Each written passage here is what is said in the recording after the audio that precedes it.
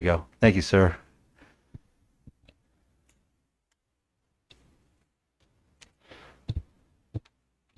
Thank you very much, Board Chairman, board members. The agenda and the process this evening begins with a background factual presentation on the activities leading up to really this appeal request going to the board back on December 17th, and why this is important.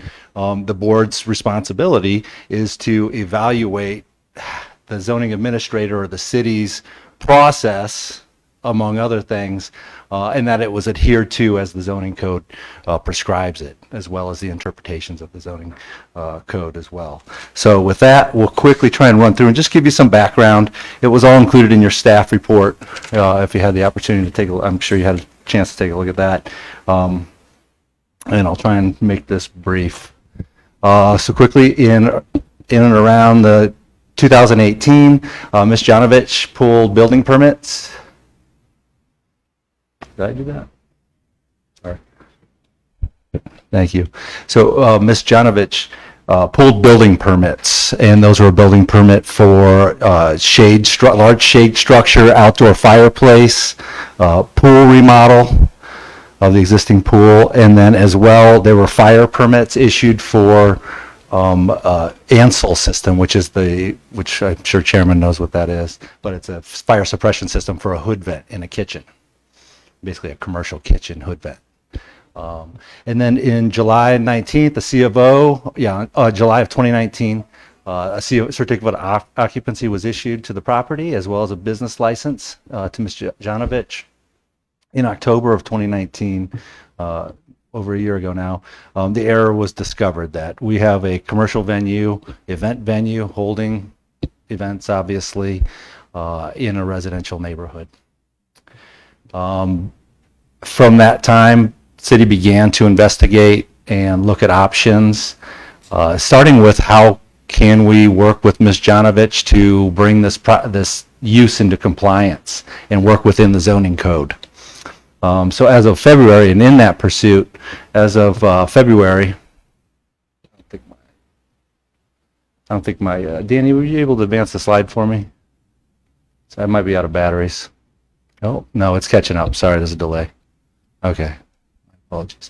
Okay, so in February, we began to review the zoning map to look for opportunities for Ms. Janovich to rezone her property to an abutting contiguous commercial district, or a district that might allow or be more advantageous for that type of use. So we, on March 2nd, I had issued a letter after my review and research with the county and city staff, and found that this comparison was made. And basically the image on the left is a zoning map showing that blue area, which is TR zoning. The yellow area is R16 zoning, the bright yellow, sorry, not the faded yellow that has the big R19 on it. That's R19. But the light, or the brighter yellow is R16. And then that red area with those arrows pointing to it and a couple parcels there, north of the hatched red area, was PMRH, or which is Park Model Recreational Housing Community. And so we investigated, and what that was a project that was requested or applied for back in 1998, received initial approval and zoning and plat, and then it died on the vine. It was a PAD that mixed about 4 or 5 different types of housing products and land uses within all of the Holder, what was formerly the Holder Ranch property. So it was a pretty complex agreement with neighbors. We don't have a lot of those records. Anyway, long story short, the city's zoning ordinance has an appendix that does expire any PAD or any zoning approvals related to a project that doesn't develop. So for that reason, the result was a change in the zoning to what you see there on the right-hand side of that screen. Now you see an arrow in both of those maps pointing to Darlene's parcel, and it basically is right at the corner there, that R19, where that TR blue zoning district is intersecting with that other red zoning district. So the initial thought was, oh, this is a great opportunity. You can zone to maybe TR. We'll amend the TR zoning code, and you might be able to have your use. That's great. But obviously we learned, no, the approvals have expired. This is the zoning map that hung on the development director at the time's wall when that conversation with Ms. Janovich occurred, probably back in early 2018 or 2017. Anyway, you see the R19 arrow and notation there. That's the R18 or R19 property that Janovich's property exists on. So it's always been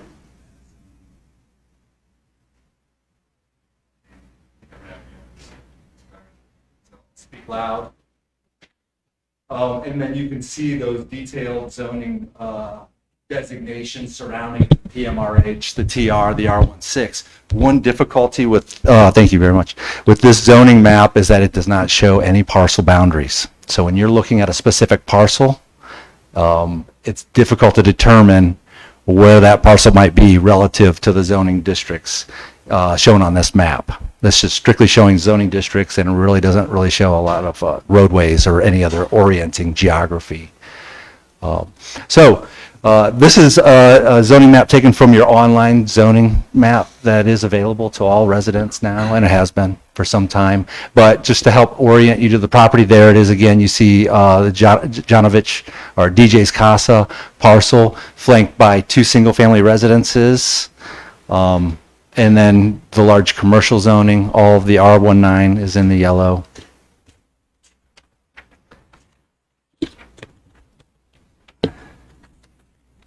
And what you can see on this map and on our online interactive zoning map is parcel boundaries. So you see some faint lines underneath the color there. Those are the parcel boundaries and how you can start to decipher what parcel's which.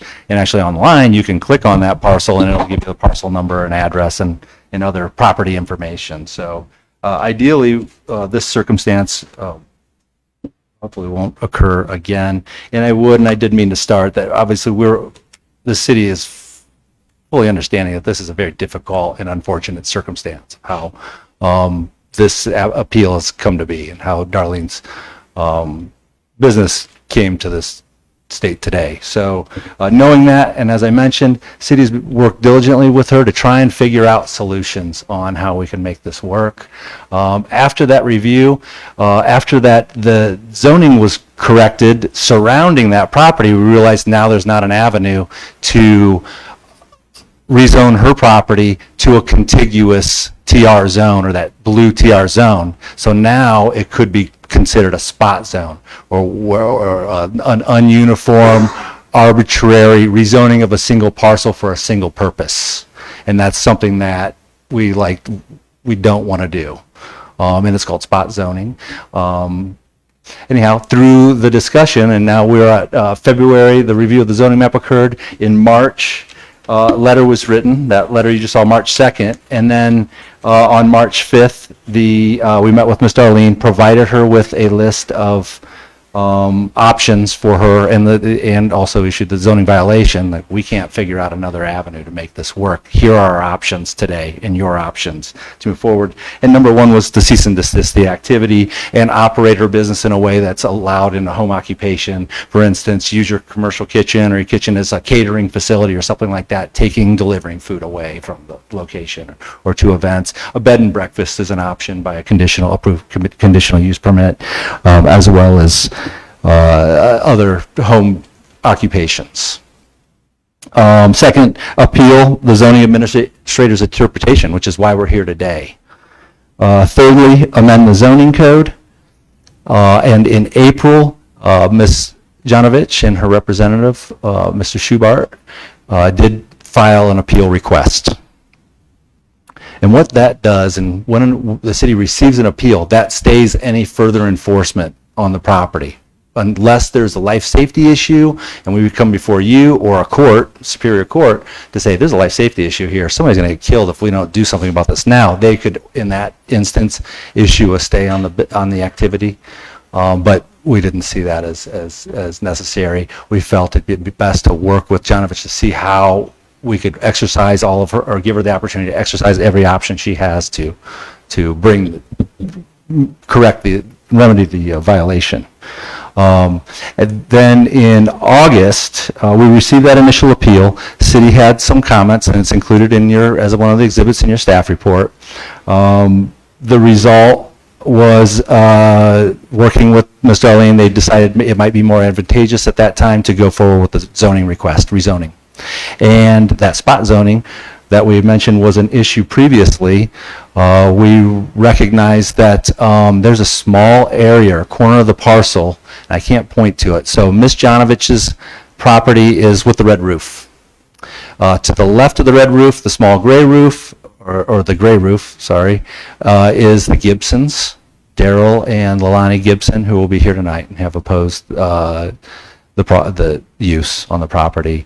And then to the right, the White House and all the white walls that you've probably seen over there driving on the 60 are the Domlins, Rose Domlins, and they actually support this. They supported the rezoning for her project. So we identified that little area between the Domlins parcel, that red line, that abuts the Hollis property, which is a large master plan commercial development. And Larry Schubart, Mr. Janovich's representative, identified that, hey, you know, we're contiguous to that parcel. And for that reason, though it is geographically separated from that commercial parcel, it is contiguous. And for that reason, staff chose to not pursue or recommend a denial for a rezone based on a spot zoning scenario there. And that allowed the rezoning application, obviously, to move forward. Again, all the white walls, that would be the Domlins home. On the left on top of the hill there with the now white roof is Janovich's DJ's Casa, the property with the red wall or pink wall. And then you see the Gibsons down below on the left. And then the two newer looking homes, tile roofed homes.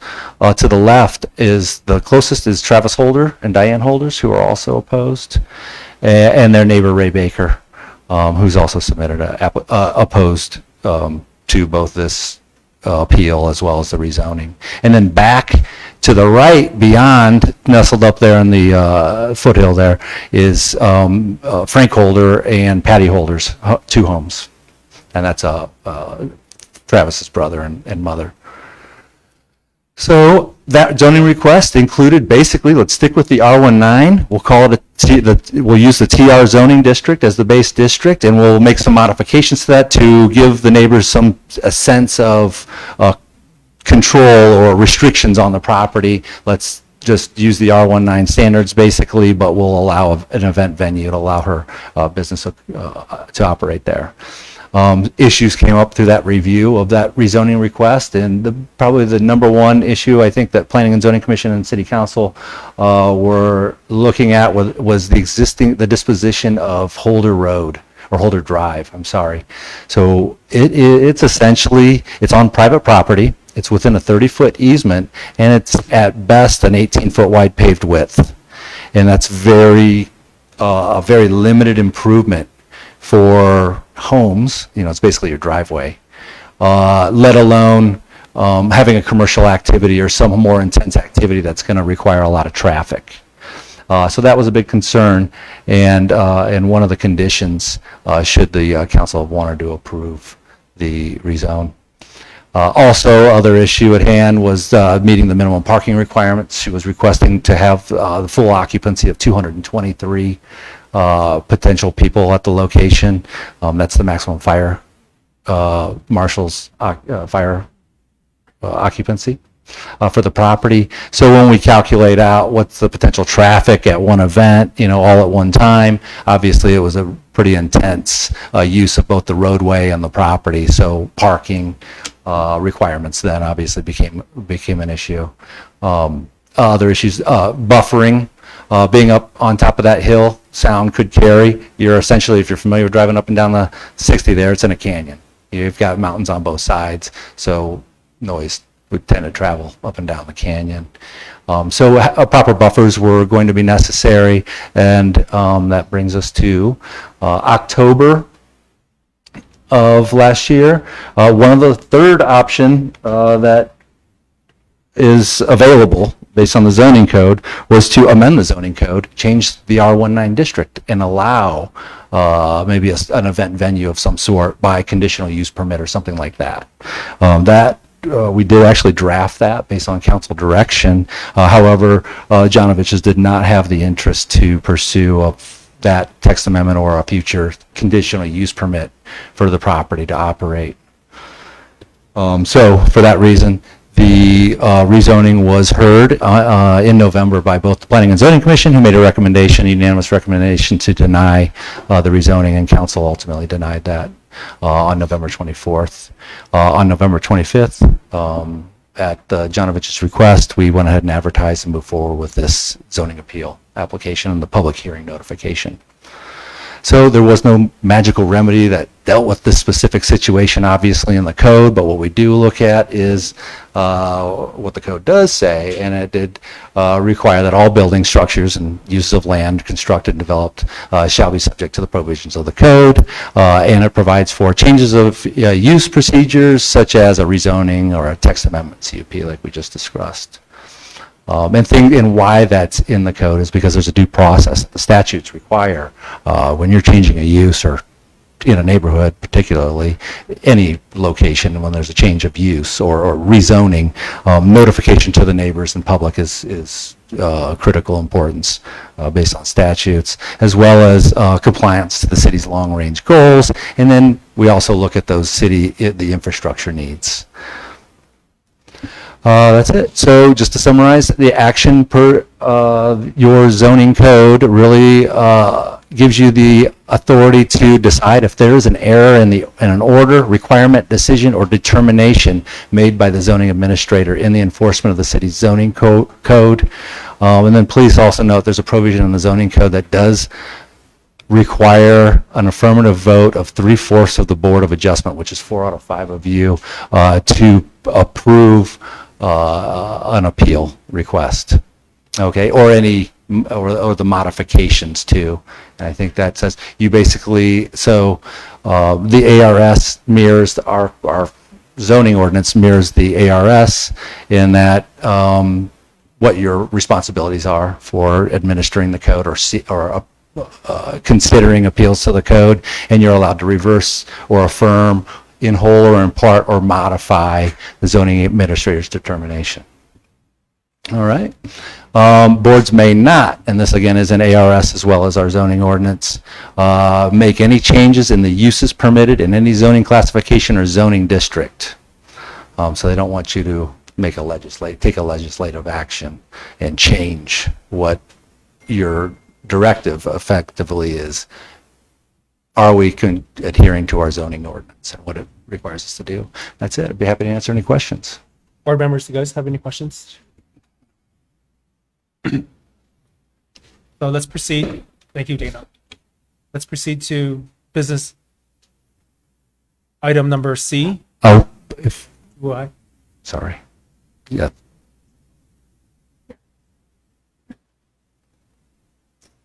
C is the public hearing. Do I have a motion to approve the opening of a public hearing?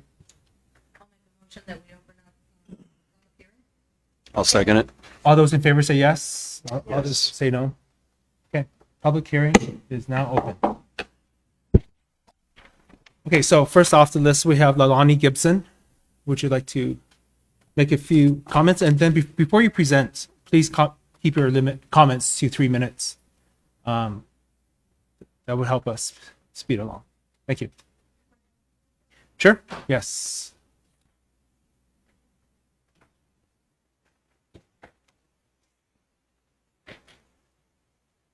Well, the trouble with that is in the past, we've gotten 4 and 5 minutes, and so that's kind of what I was preparing for, but I'll try and stay to the point if you can help me with that.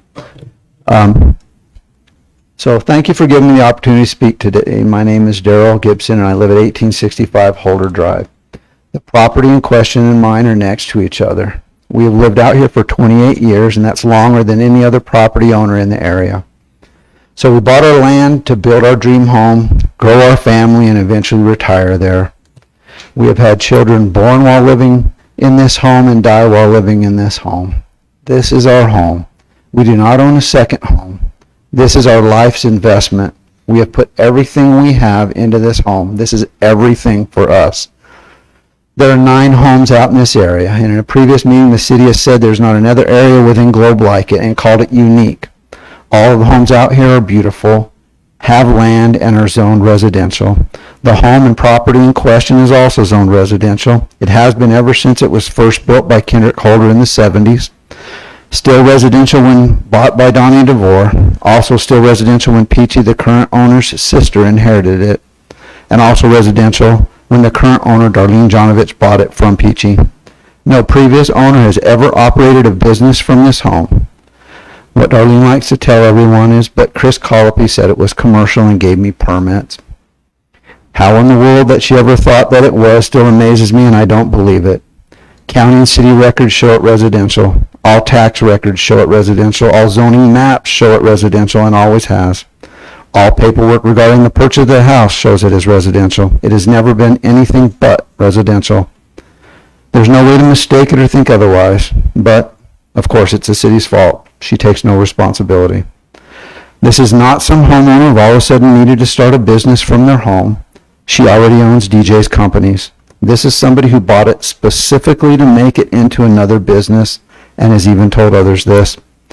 And she has never lived in it. She is the newest homeowner out there, but she wants what she wants.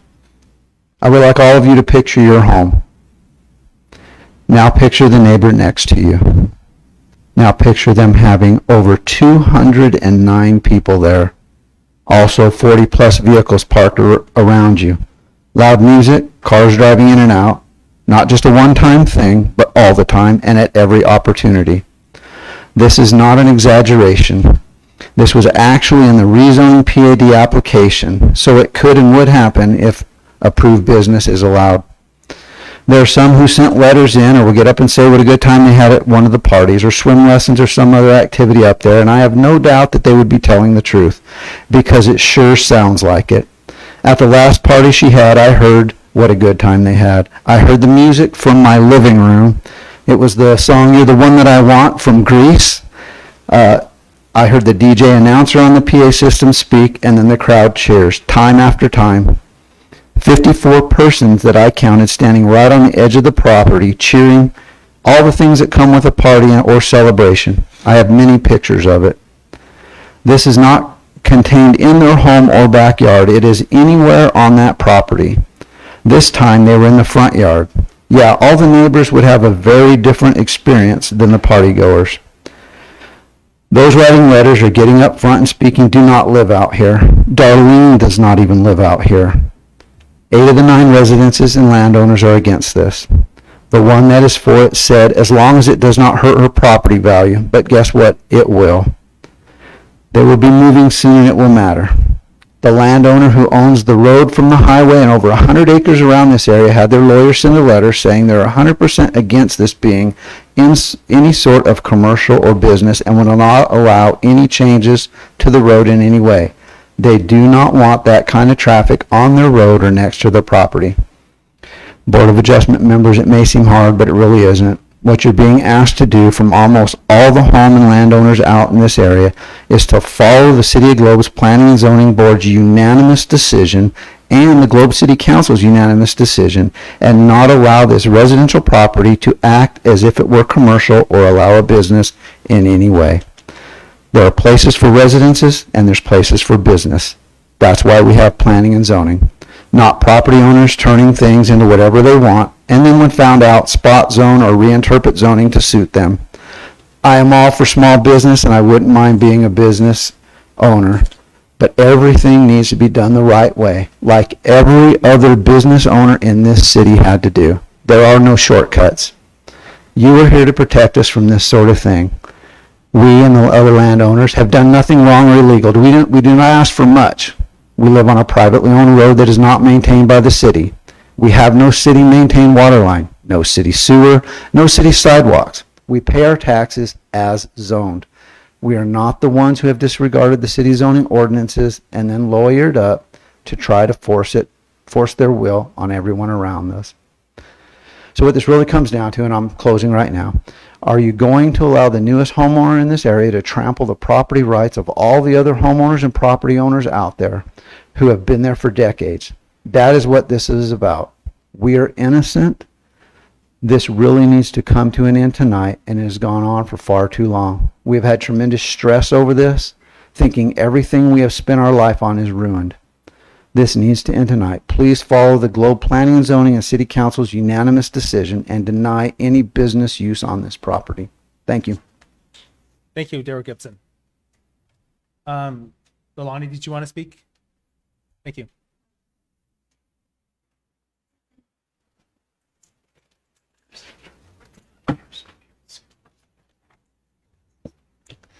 Thank you for this opportunity to address you. My name is Leilani Gibson, and again, we live at 1865 Holder Drive, which is right next to the property in question. As we previously stated, we've been there 28 years. I worked for Century 21 here in Globe for 6 years, and I could basically go see any property that was for sale, any home, any property. We were looking for a place to build our dream home, and it took us years to find exactly where we wanted to be. This place wasn't just right, and this place wasn't just right. And we met Kendrick Holder and talked to him, and we fell in love with the place, and we built our dream home there. And we love our home. Dana said the small gray roof. It's not small. It's over 2,800 square feet, and we have almost an acre of land. It's a beautiful home. Every home out there is a beautiful home. We love our property. We love the neighbors, the neighborhood. We have really enjoyed a good life there. Our children grew up there. Our youngest son was born while living there, and our oldest child, which was our only daughter, passed away while living there. We have so many great memories in this home. Like my husband said, we put everything into our home, and we look forward to a lot more great memories to come. We're getting a little closer now to retirement age, and we look forward to spending more time at home and raising and enjoying our grandchildren when we get some. We could never have imagined that somebody would try to come in without any notice to us or anybody around us and try to put a commercial business in next to us and disrupt the neighborhood and the life that we work so hard to have. This is where we chose to build, where we chose to live, and more than likely where we will die, because neither one of us have any intentions of going anywhere. As we stated previously, we are all for the businesses in Globe, new businesses, small businesses. We love the Globe area. We support businesses here. My sister has her own business, State Farm here. My parents had their own business in Globe for years, and lots of our friends are business owners. We're 100% for the businesses in the area. Even Darlene's business sounds like a good one in a commercial area, not in a residential area. Some have said how much money she has spent on this commercial business, but that was her choice to come into a residential area and try to start a business. Please realize how much money we and all of our neighbors have spent on our home and our neighborhood to keep it beautiful, to keep it a nice place to live where people enjoy coming there. And again, like my husband said, please try to imagine that you have put everything into your home and then this is coming in next to you. We tried our hardest not to complain when things started happening, because we love our neighbors and we all take care of each other. But it really did get out of hand. So anyway, we've been doing this for over a year now. And like my husband said, it's been voted down 2 different times. And we ask you to please do the right thing and follow what the city council and the planning and zoning has already done. Thank you for your Thank you, Ms. consideration. Gibson. Travis Holder?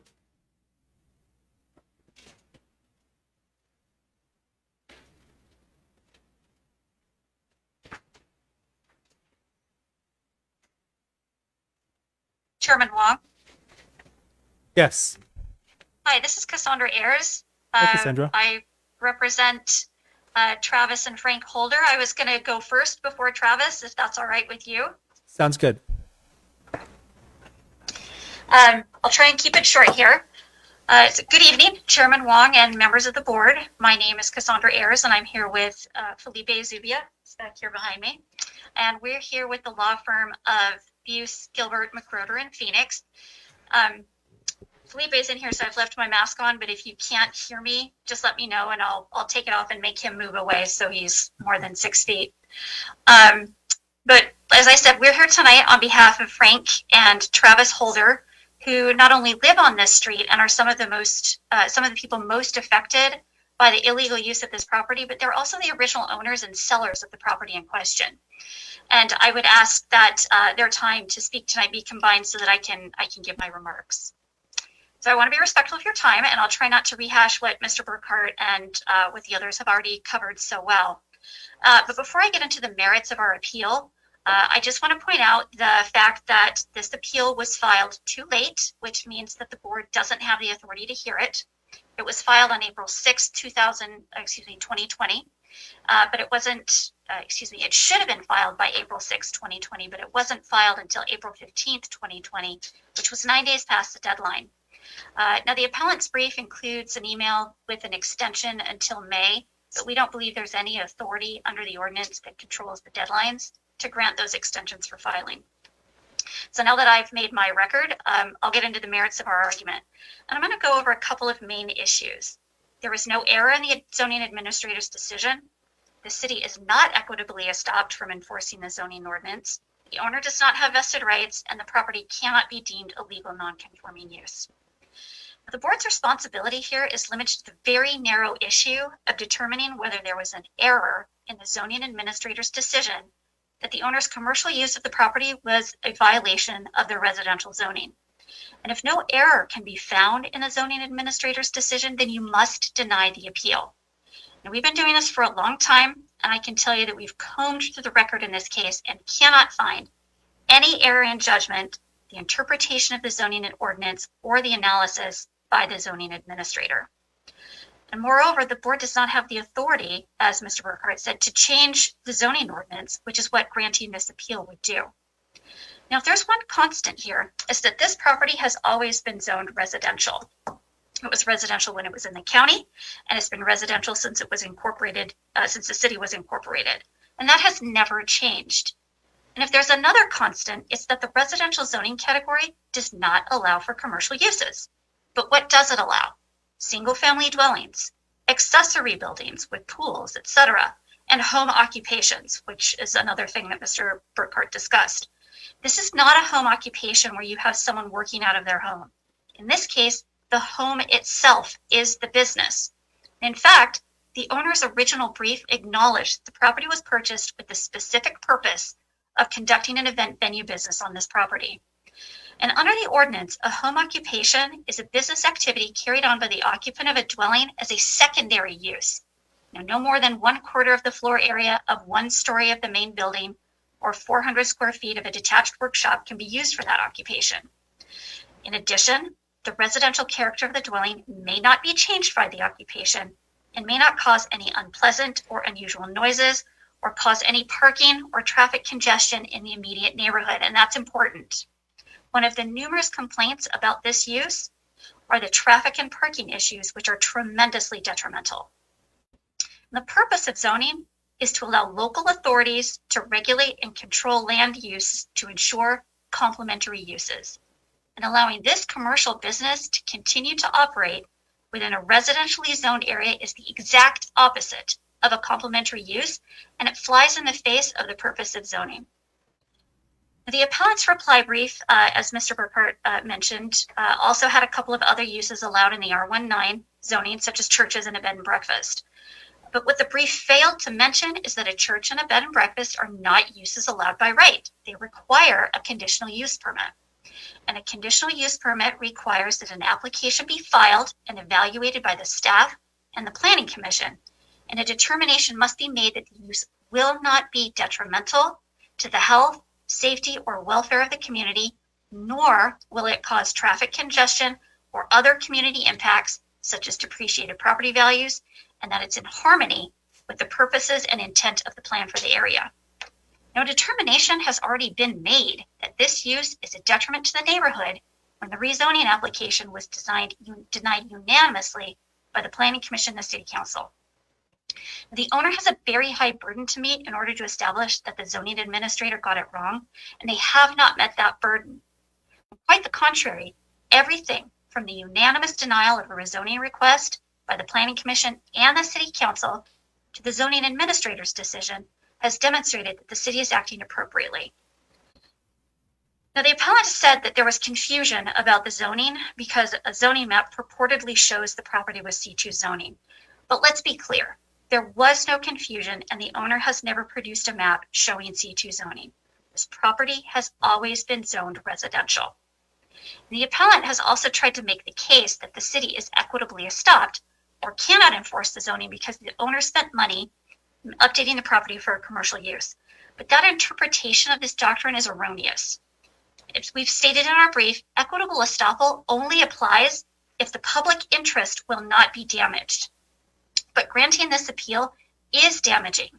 First, it's damaging to the community at large because it creates a precedent that zoning rules don't apply and the planning director could change zoning verbally.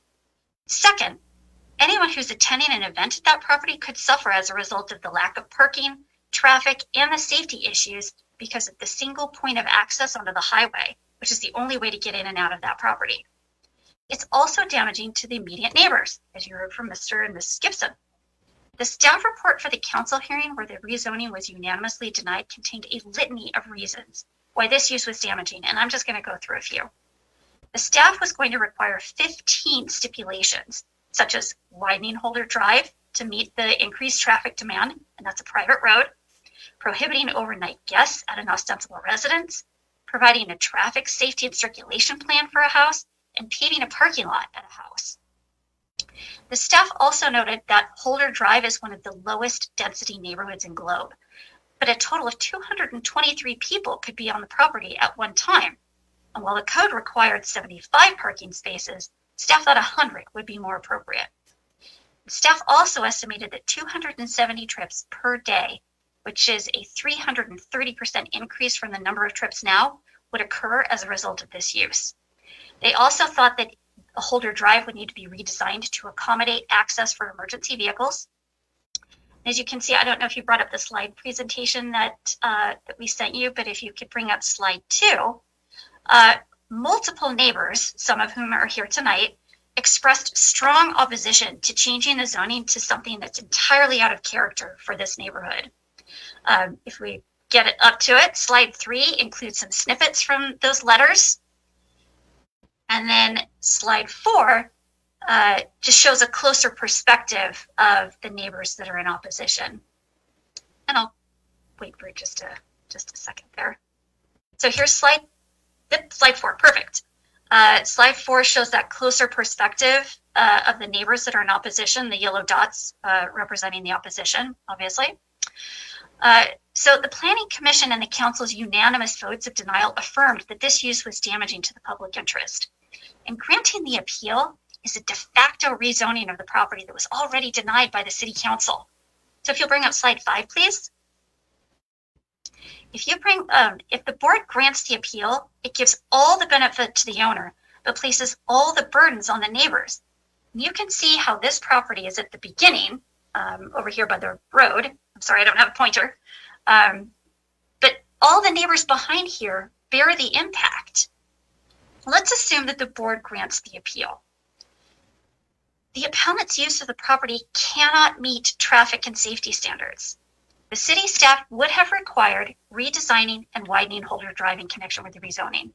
But it's a private road, and the owner of that road will not consent to provide additional land.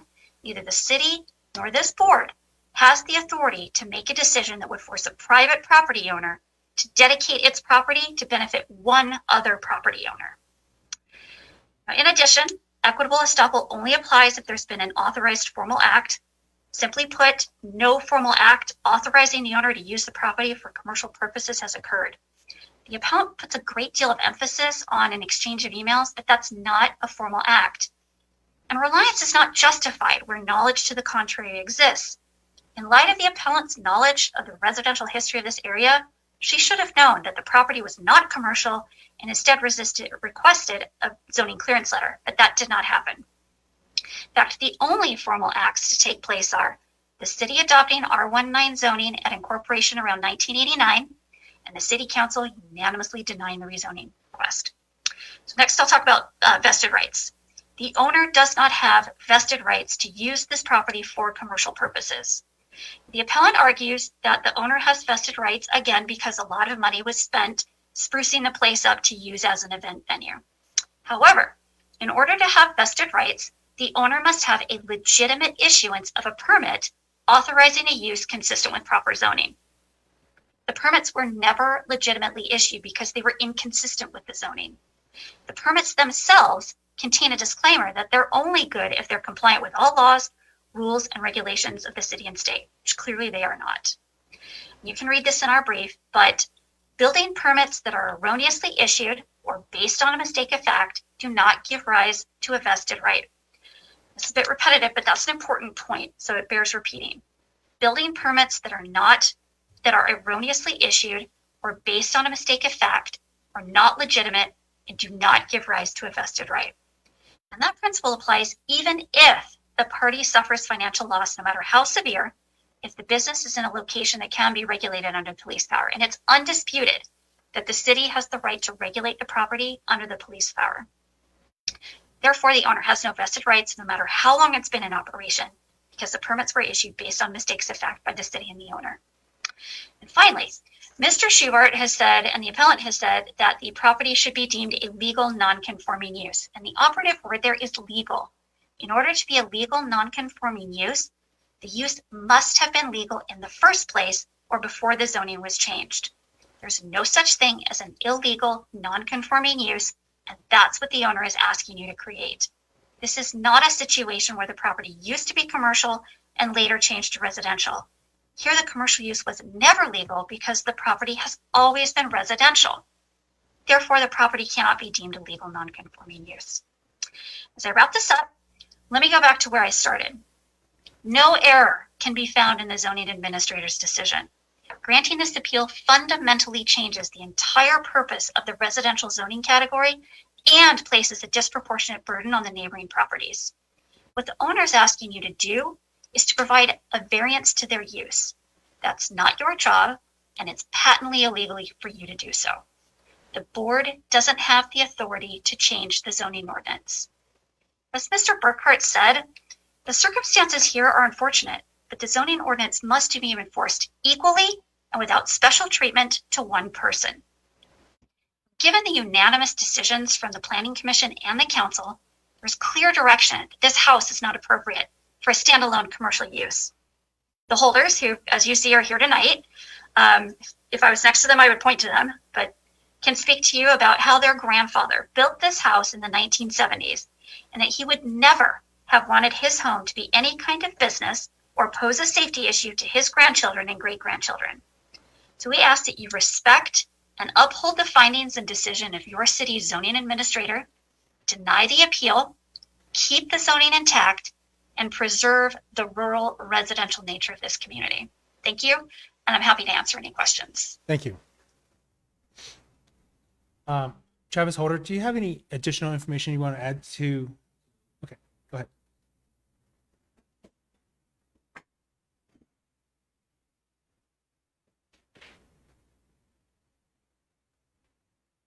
Okay, so I'm Travis Holder.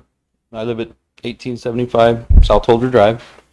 While we have this zoning map up, I would like to bring to the Board of Adjustment's attention a mistake that Mrs.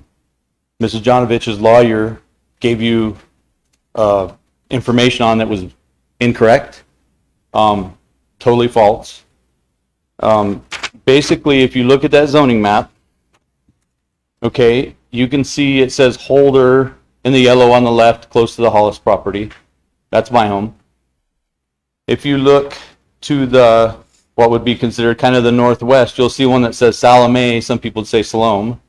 Salome is my brother and my mother's property. One is 4 acres, one is 1 acre. Okay, so I'd just like to read something that they wrote to you that was incorrect. It said the Holder property is not adjacent to the Janovich property. It is located along the north boundary of large C2 zone property owned by Hollis Investments, Sea City's attachment, which is this same map. That is totally incorrect. My brother's property is absolutely adjacent. It is under 150 feet. Mine is a little bit further than that, but that's an out and out untruth. So I would just like you guys to understand this letter is totally incorrect. Our property, my brother's and my mother's, is absolutely adjacent. It may say Salome, but that is an LLC that my brother and my mom own. So I just wanted to correct that so you guys know that ahead of time. So that being said, I don't want to go over the exact same things everybody said already, but I got a few points that I'd like to make. We've been going through this for a little over a year now. So you probably can feel a little bit of frustration on our part. Really, like we said, this property has always been residential. There's never been any argument about that. Their lawyer would like to tell you that there was confusion. There's no confusion. I mean, you could pull up this map. I did it myself. Took me 5 minutes to pull up the map. Guess what? Another 10 minutes, I went to the county, and they told me what kind of taxes Ms. Janovich has been paying. Guess what? She's been paying residential taxes. So there's 15 minutes time. You know, another few minutes, I dug up documents that when she bought the property, it says a residential property. It's always been residential. It always was supposed to be residential, of course, until she bought it and she decided she wanted to make it commercial. At the end of the day, this is not anything personal. This is something that I would be against. I don't care who you are, because we bought this property from my grandfather. My grandfather owned all this property at one time. And basically, it's something that this is our dream home. We want to live here forever. At one of the event venues, it wasn't actually an event, it was swimming lessons. My daughter almost got hit head on from somebody coming from her property. You know, we talked about, oh, we can't stop it after she was given a notice of violation. Well, guess what? If my daughter would have got hit and died, would have that been a safety problem? Let's be honest. What do people do whenever they have parties? They drink. If somebody would have driven off the bank and landed on the Gibson's house and somebody died, guess what? Who would be in? Would it be her fault? Would it be the city's fault? I think it would be everybody involved, because this wasn't stopped. We need to do the right thing. There's a lot of I'm not just some person that lives out there. I'm also a person that's been involved in planning and zoning for quite a few years locally. Basically, there's a process for zoning.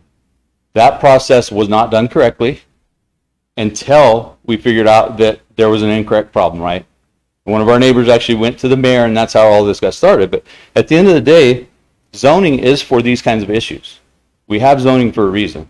If you look at everything that's been said and done, a lot of times on my zoning board we'll say, oh, this is difficult, this is a hard one. You know what? This is a no-brainer. This is not hard. Very obvious this is not C2. It never has been. It never should be. It's residential. She has a good idea about doing this type of thing, but she just did it in the wrong place. At the end of the day, we would really appreciate it if you do the right thing and uphold what the city council and the planning and zoning did correctly. And it's a very obvious cut dry thing. I mean, yes, the city screwed up originally by saying it was commercial, but it would have took her 5 minutes to know it wasn't. She was told by the zoning administrator at the time, yeah, it's C2, and she ran with it. So ever since then, we've had parties, we've had events, and it's went on and on and on. I mean, she had swimming lessons during a pandemic. Yeah, she donated her pool, which seems nice, but every other pool was shut down because there was a pandemic. And that was after a notice of violation was given. There is a pattern here of basically saying that she's going to do what she wants to do. Unfortunately, we're finally to a point where we can actually say, you know what, no, we're done, this is it. And so I would really appreciate you guys to do the right thing and deny this appeal. And I really appreciate your guys' time. If you have any questions for me, I would love to answer anything because I've been very involved in this. Thank you, Mr. Holder. You're welcome. Hey, I understand your frustration. I really do, and from both parties. Let's just keep it limited to the presentation. Okay, so next up is Scott Schumi. Did I say your name right? Okay.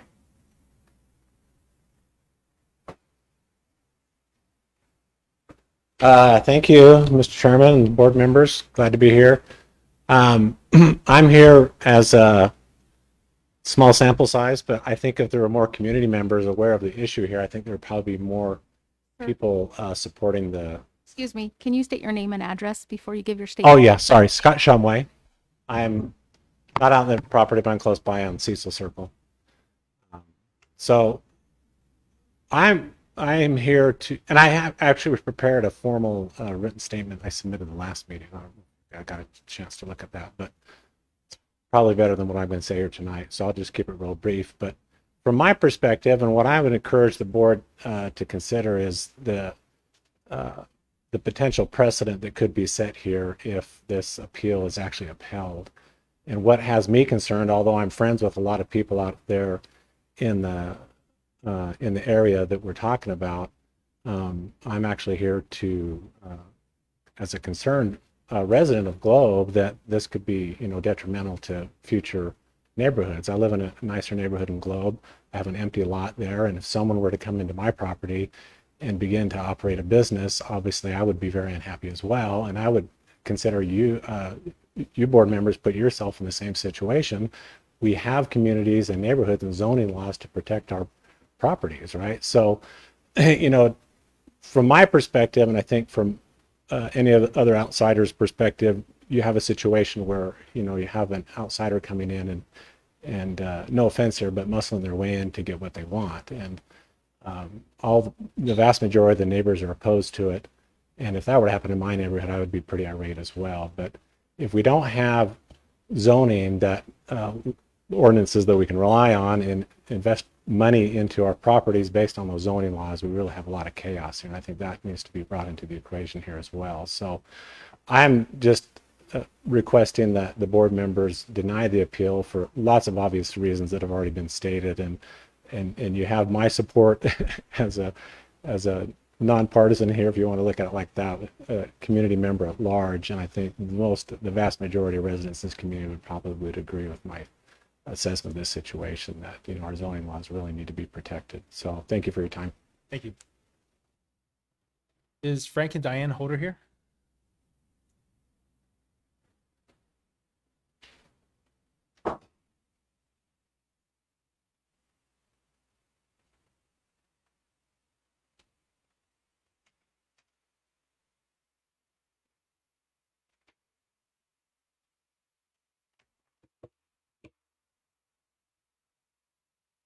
Hello, my name's Diane Holder and I live at 1875 South Holder Drive.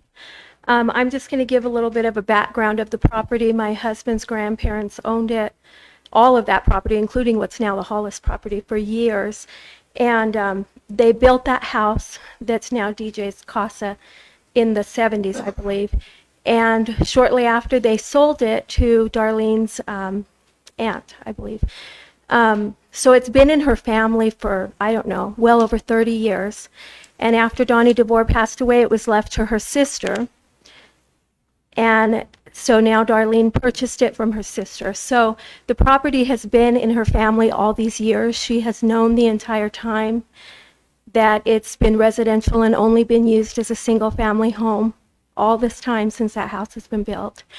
Our property may not be adjacent with her property, but so it shows in that map that our front part of our property goes up against the Hollis property. So we've got commercial property, but we're probably about 30 feet up in elevation from the Hollis property.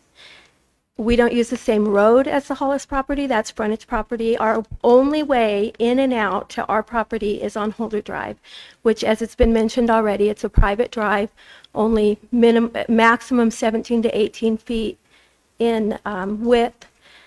So basically, I always have expected possibly there could be something commercial that's going to come on the Hollis property, because I built a house there knowing there's commercial property down below us in front.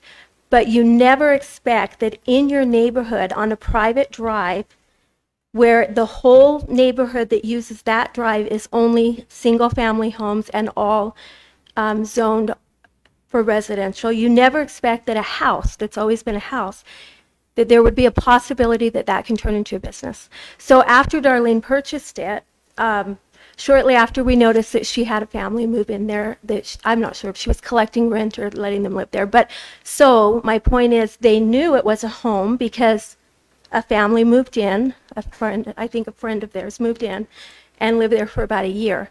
And then we saw all the upgrades happening and all the things going on there. And then the next thing we know, we start seeing signs at the highway.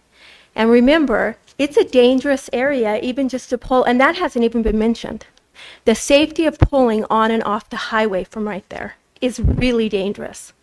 So all of a sudden we start seeing signs: graduation party, baby shower, wedding with balloons, traffic, music. First, we didn't realize that it was a business. We thought, wow, she's having family parties or whatever.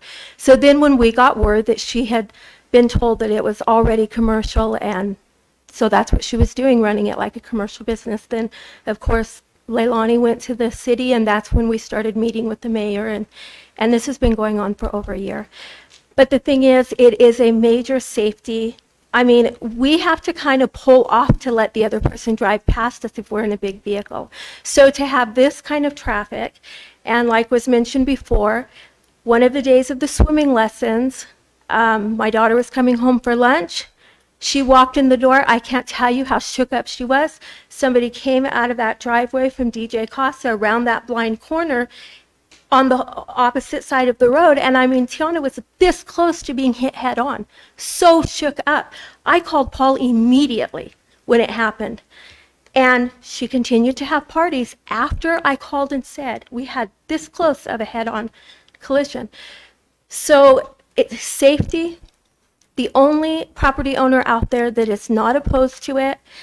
She advertised the swimming lesson. She's friends with them. She also did mention that she doesn't want her property value to go down. Well, that will happen. It will depreciate.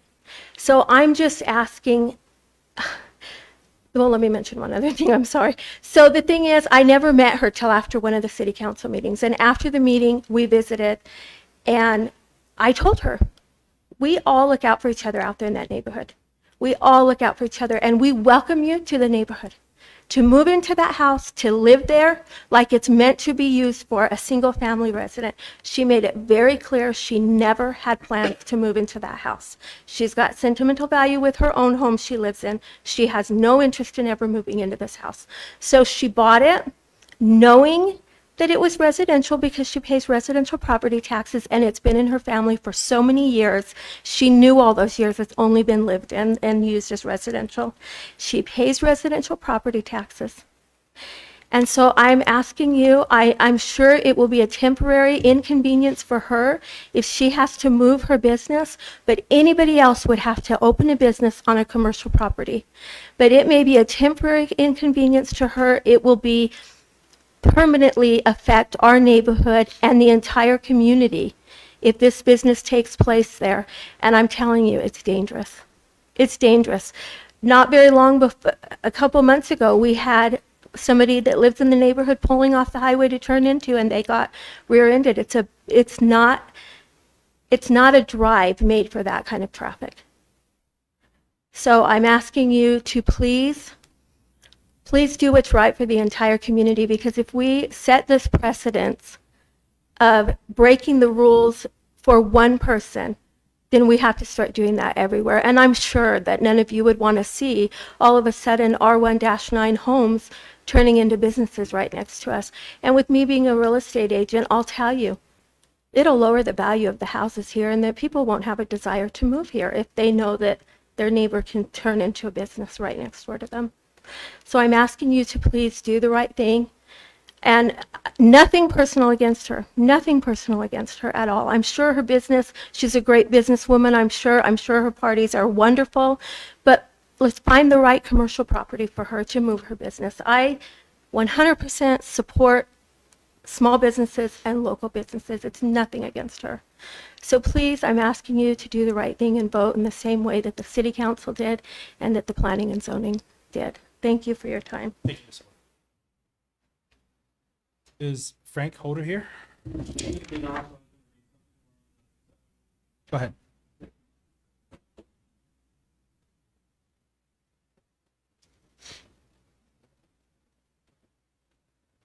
So I'm Travis Holder. I'm proxy for Frank Holder, 1880 South Holder Drive. He couldn't be here. He's out of the country, so I just want to read a short letter. He talks about it being residential, never been commercial. If any standard due diligence performed would have been confirmed that this was residential, it's grossly unacceptable to allow large commercially oriented parties to continue to occur, like the one that occurred the past week on December 12th. And so the last meeting that we had was on December, I can't remember the date, but I think whatever, it was like the week after that. And so they'd had a party right before that, like Daryl said, over 50 people. So that was continuing. This represents a hazard and is unacceptable inconvenience to the neighbors and is in direct contravention to the law. These events directly impact my quiet enjoyment of my private residence and will diminish my property value in the future. The City Board of Adjustments cannot compound these infractions and mistakes by trying to modify the zoning ex post facto and in direct opposition to the neighbors. The City of Globe is also bound by Arizona state law, which has been broken here. Should the City of Globe insist on continuing down this path and refuse to remediate infractions committed, mistakes made, we will have no choice but retain counsel and seek equitable relief in the courts. Sincerely, Frank L. Holder, Salome Properties. Thank you. Shelley, do we have anybody online or Zoom, email? Okay. Thank you. Do I have a motion to close the public hearing? Okay. All those in favor of second? I'll second it. All those in favor say yes. Yes. All those... Motion has been approved for public hearing. And now let's go back to the regular agenda items. Order of business, item D. So consideration of zoning appeal case ZA-20-01, appeal of the zoning administrator's interpretations as applicable to the property located at 1855 South Holder Drive. More specifically, Globe zoning codes 14-2-5B10 and 14-4-2, which is a determination of the applicable zoning district for the subsequent property. And the allowed uses pertaining to 14-5-3 R1-9 zoning district and 14-5-11 C2 zoning district. So we'd like to hear first from the board. Will hear the opening argument from the appellant. May I proceed? Yes. Mr. Chairman, members of the board, my name is G. Lawrence Schubart. I'm with the Tucson law firm of Stubbs and Schubart, and I appear on behalf of Olive Darlene Jonovich, both as the trustee of the Daniel and Olive Darlene Jonovich Trust, and also as the principal of DJ Casas LLC that holds the business license for the property at 1855 South Holder Drive in Globe. First of all, I apologize for my inability to appear personally at this hearing. I would prefer to be there to speak more closely with you, to understand any concerns or questions you have. But obviously, we have to address the issue of the pandemic. I will be referring to a number of documents you've been a lot of things have been filed with you, and I'll be referring to a number of those. And sometimes this may be a little bit tedious, but it's part of the record that we have to establish. But to the extent that it's tedious, I again apologize. I first would like to examine the error that creates the need for this appeal.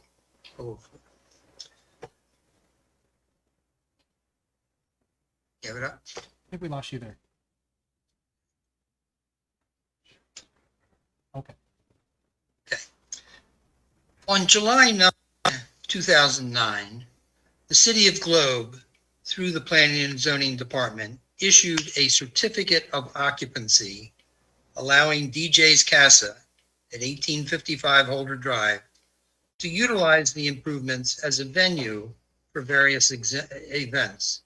A venue would allow for weddings, social gatherings, and meetings.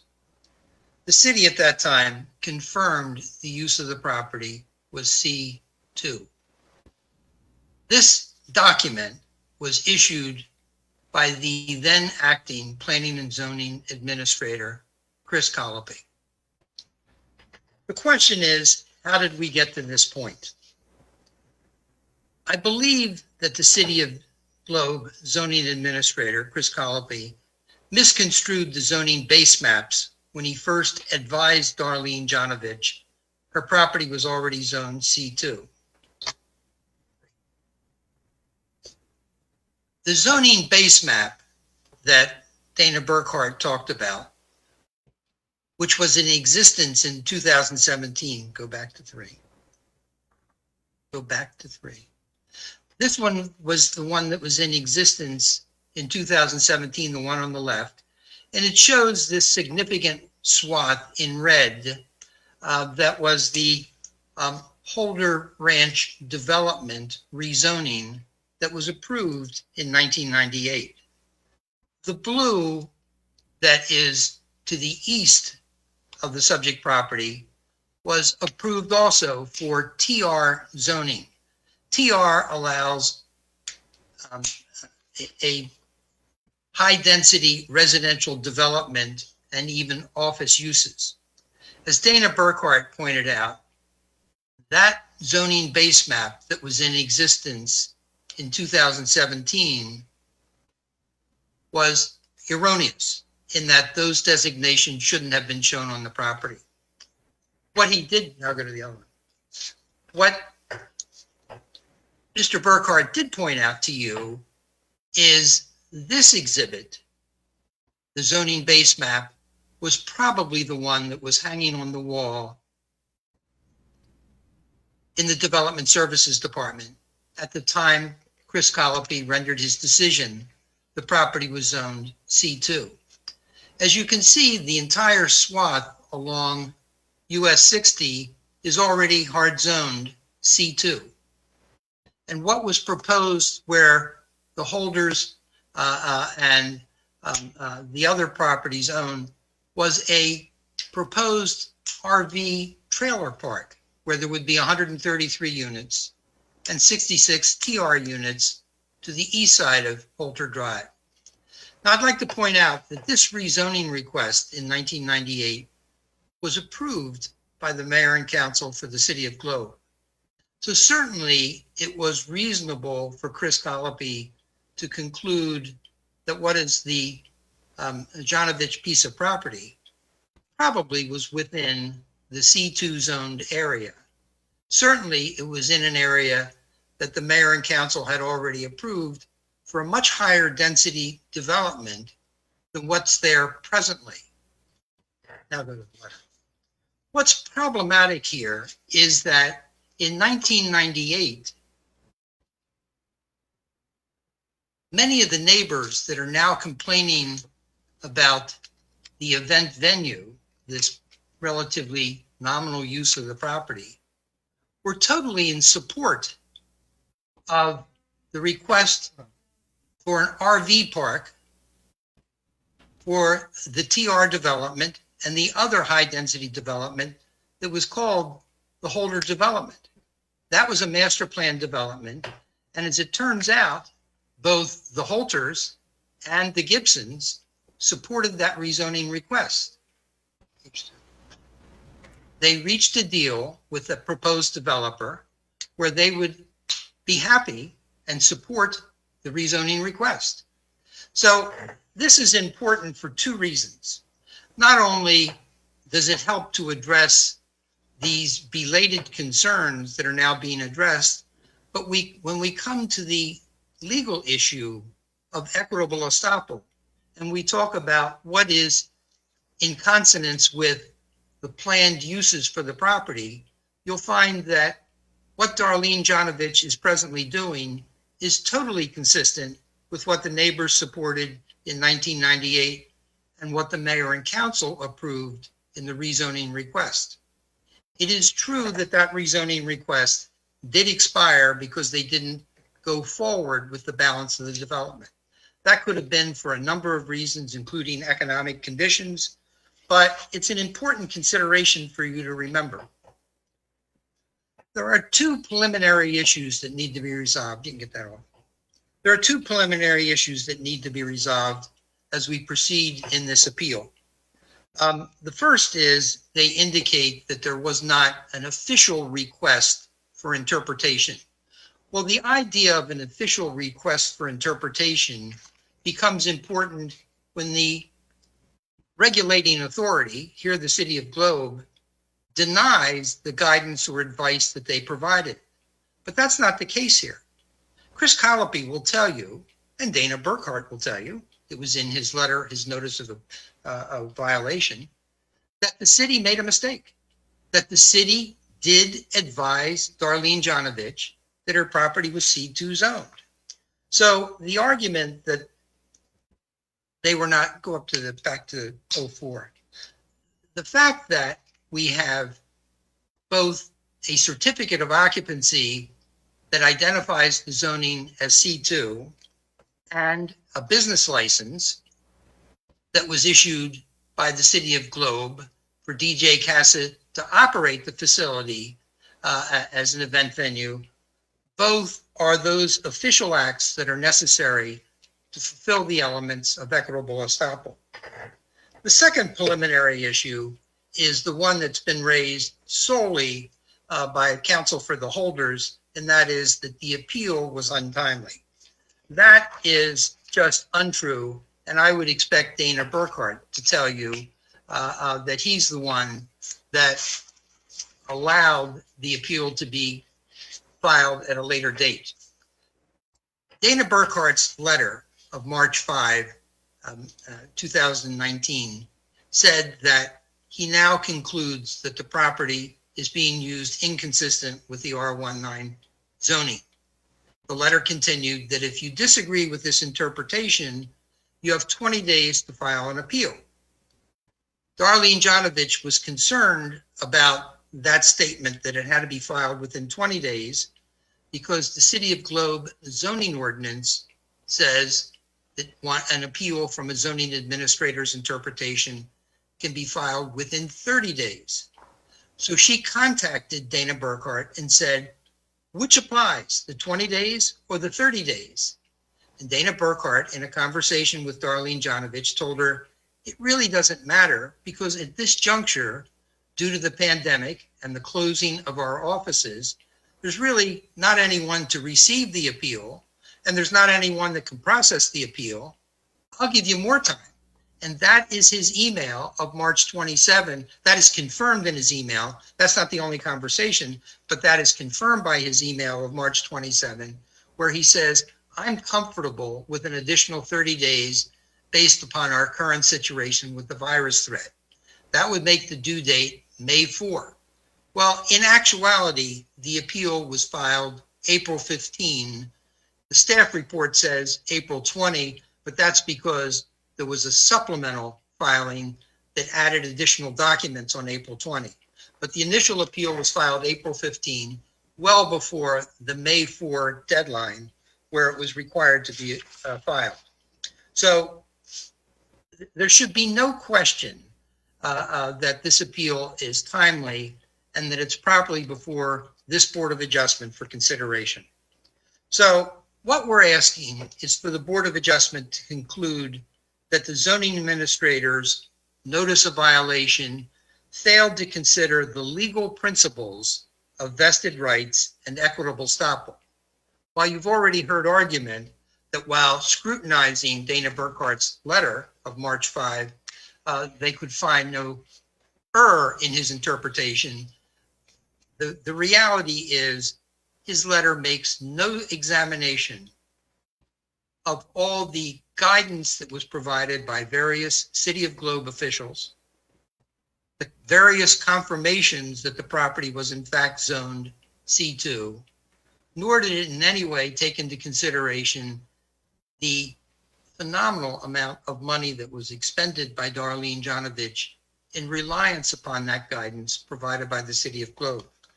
As we go through the process of what she did to reconstruct the property as a commercial venue, and I do take exception to the earlier comment that all she was doing was rehabilitating her home.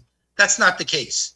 She was required by the City of Globe to meet commercial code standards in all elements of the redevelopment of that property. Specifically, when you're talking about building code criteria, there's a different code that applies to commercial improvements than there are for residential improvements. For example, to convert a residential swimming pool to a commercial swimming pool, Darlene Janovich communicated with Chris Colopy asking whether a permit would be required for those improvements. What Chris Colopy told her was, yes, you need to prepare and submit plans to show that you're meeting the commercial code criteria. You need to meet with the Globe Health Department to improve this swimming pool. Now, a swimming pool for residential use is entirely different than a swimming pool that would be used ancillary or as part of a commercial use of the property. She had to install additional pumping equipment. She had to install additional fencing. She had to meet the commercial code criteria. And all this was overseen by Chris Colopy, who was communicating with her time and time again, not just as the zoning administrator, but also as the head of the Development Services Department, telling her what she needed to do to meet the commercial code criteria just for the swimming pool. When we come to the interior improvements, converting a residential kitchen to a commercial kitchen is really a daunting task.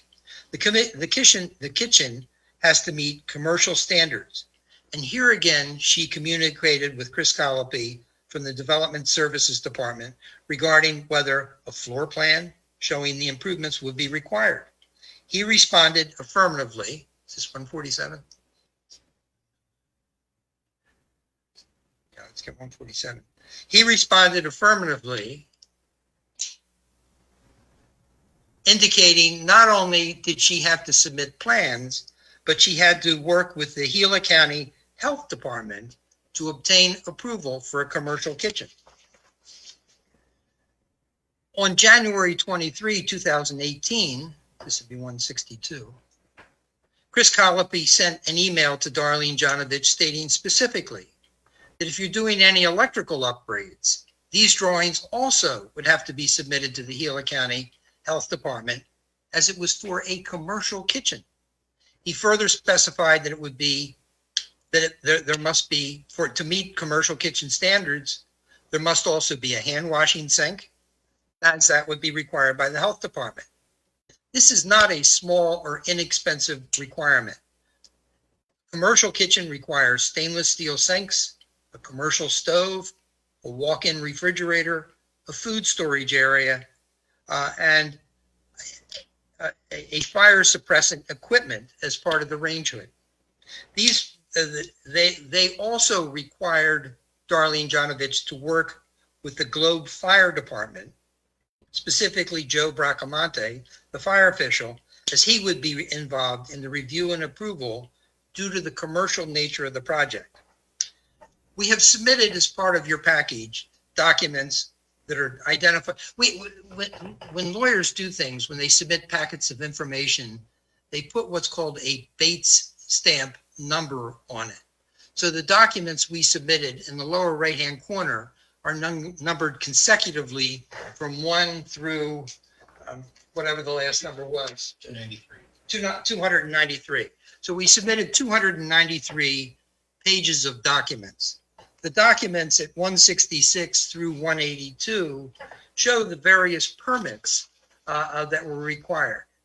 By December 20, 2017, Darlene Janovich had proceeded to where she needed the Globe Fire Department to approve the commercial kitchen. The application for the commercial range hood, an integral requirement for a commercial kitchen, not only required her to install the range hood, but a backsplash under the hood, a grease duct with fire wrap meeting commercial mechanical code criteria, an exhaust fan with a roof curb, and a complete fire suppression system. This alone, this one unit, cost $12,000. For the reason that a commercial kitchen must also meet county-adopted health and safety standards, the Gila County Division of Health and Emergency Services was also very much involved in the plans and overseeing the commercial project. Document 188 and 189 is a letter from DJ Company to the Gila Environmental Health Services addressed to Rachel Salah, the environmental health specialist, identifying the work that needed to be done. Aside from the stove and the range hood, the floors had to be made of cement with vinyl coating that's washable. The walls had to be ceramic tile that's washable.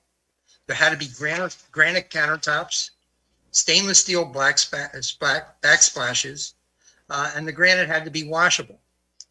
Darlene Janovich ends this letter with the statement to Rachel Salah, please let me know if there's anything else that is missing on behalf of completing this application for a commercial kitchen.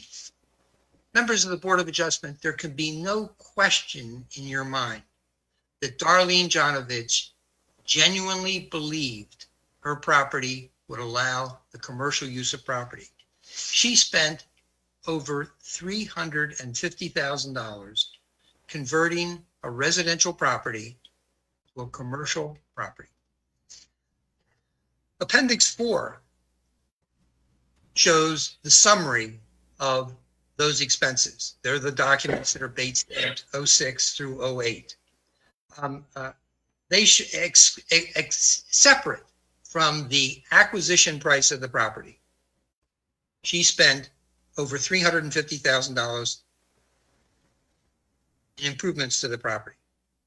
Over 2.5 years, the City of Globe received permit applications from Darlene Janovich for DJ Casa. They charged her permit fees, they conducted inspections, and they oversaw the commercial redevelopment of the property.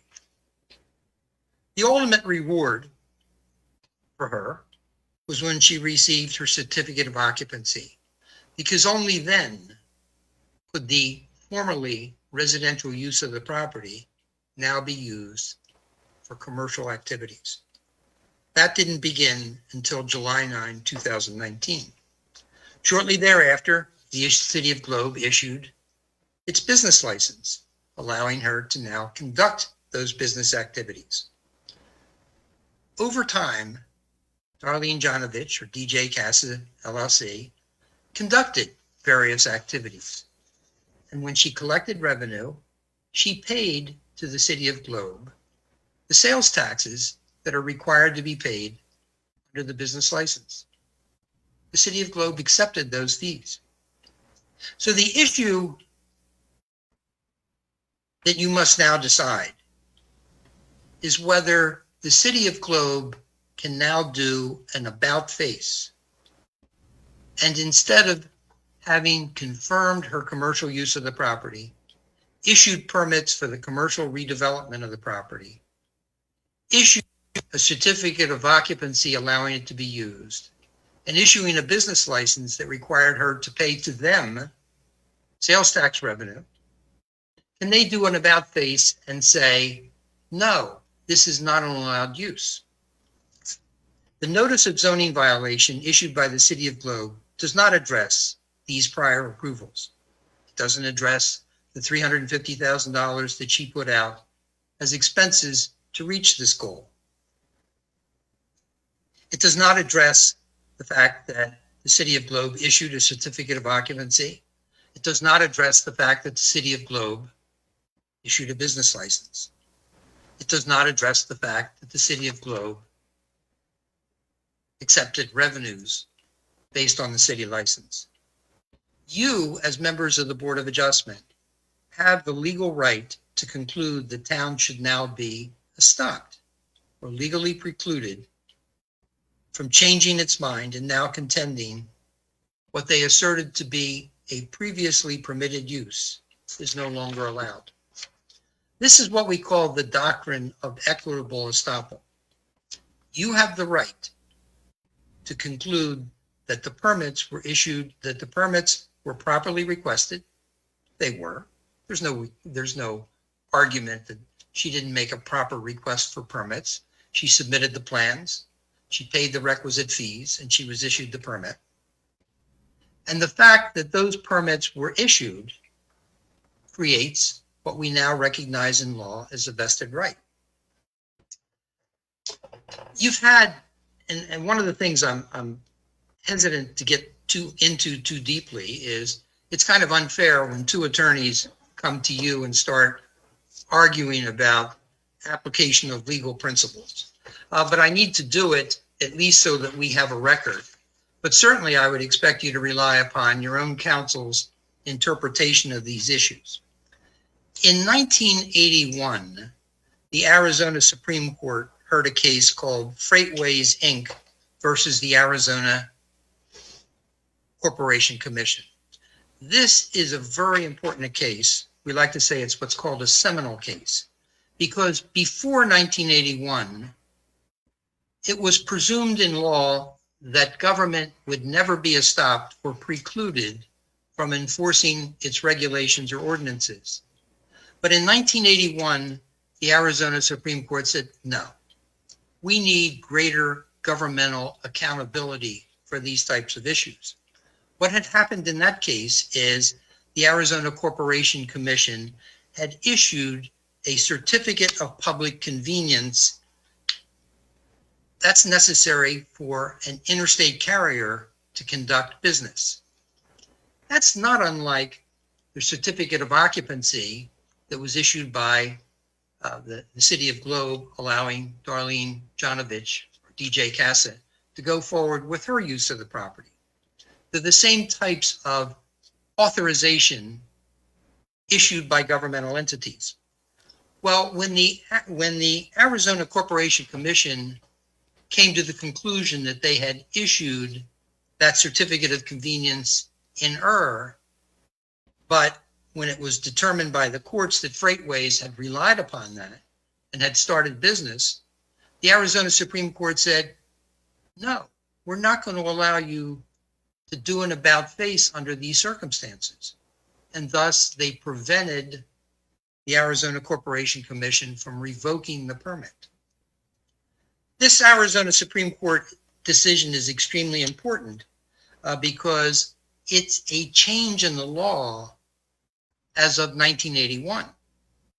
If you've read the memorandum that was filed by the attorney for the Holters, they cite to you cases from courts that made determinations in 1980, 1958, and even as early as 1928. Those cases, I respectfully submit, do not reflect the current status of the law. It was changed in 1981. Governments can be stopped or precluded from revoking permits when, in fact, the various elements for estoppel are met. So I would like to discuss for a moment, with your indulgence, what are the elements for estoppel? Well, the doctrine of estoppel, and Holder's counsel is in agreement with us because we both cite this case, is best set forth in the case of Valencia Energy Company versus the Arizona Department of Revenue.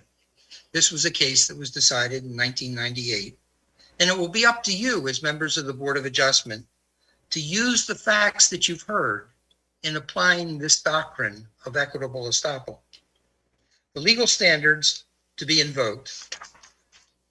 First, there are three tests that have to be met, and it's up to you to decide whether these tests are in fact met by the facts you've heard and will hear. The first test is the party that is to be estopped commits an act inconsistent with the position it later adopts. Okay, let's relate to what that means. The City of Globe originally told Darlene Janovich that her property was C2 zone and could be used for a venue. They ratified that time and time again in issuing various permits, approving inspections, and issuing later the certificate of occupancy and the business license. They now want to say those things do not apply. The property can't be used for that purpose. So the first test is met. Certainly the City of Globe is now taking a position that's inconsistent with the prior position where they told her it could be used for that purpose. The second test, and if you have the Dana Burkhart staff report, I don't know if I asked you to copy that, deals with whether Darlene Janovich or DJ Casa relied upon that guidance. If you go to the staff report that's part of your record that was prepared by Dana Burkhart, and you go to the second page under the heading of background, the end of the first paragraph, and I will read it verbatim. Subsequently, this is subsequent to the guidance that was provided in 2017. Quote, subsequently, building permits were issued for a swimming pool, shade ramada, an outdoor fireplace, and a fire department permit was issued for a commercial kitchen, hood vent, / ANSUL, A-N-S-U-L, all in uppercase, fire suppressant system.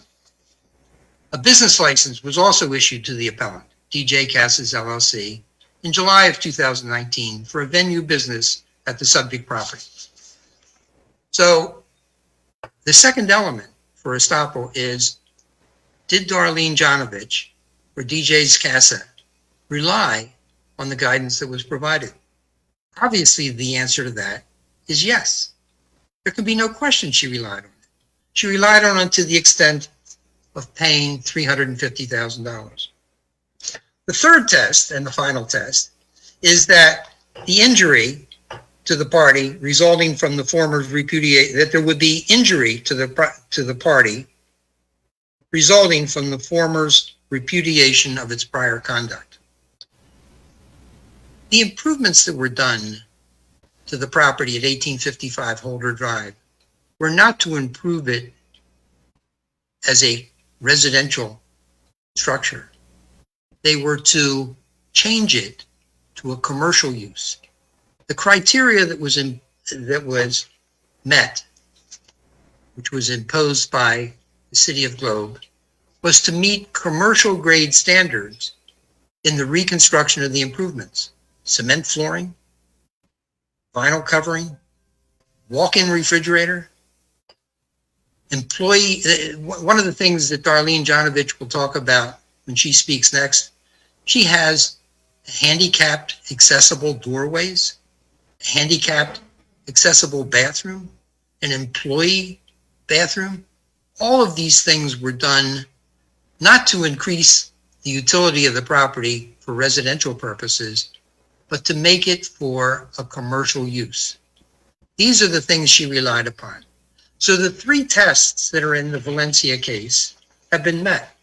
Now, in fairness and in honesty on my part, there is a limitation that the Holders Council talked about on the use of the doctrine of equitable estoppel.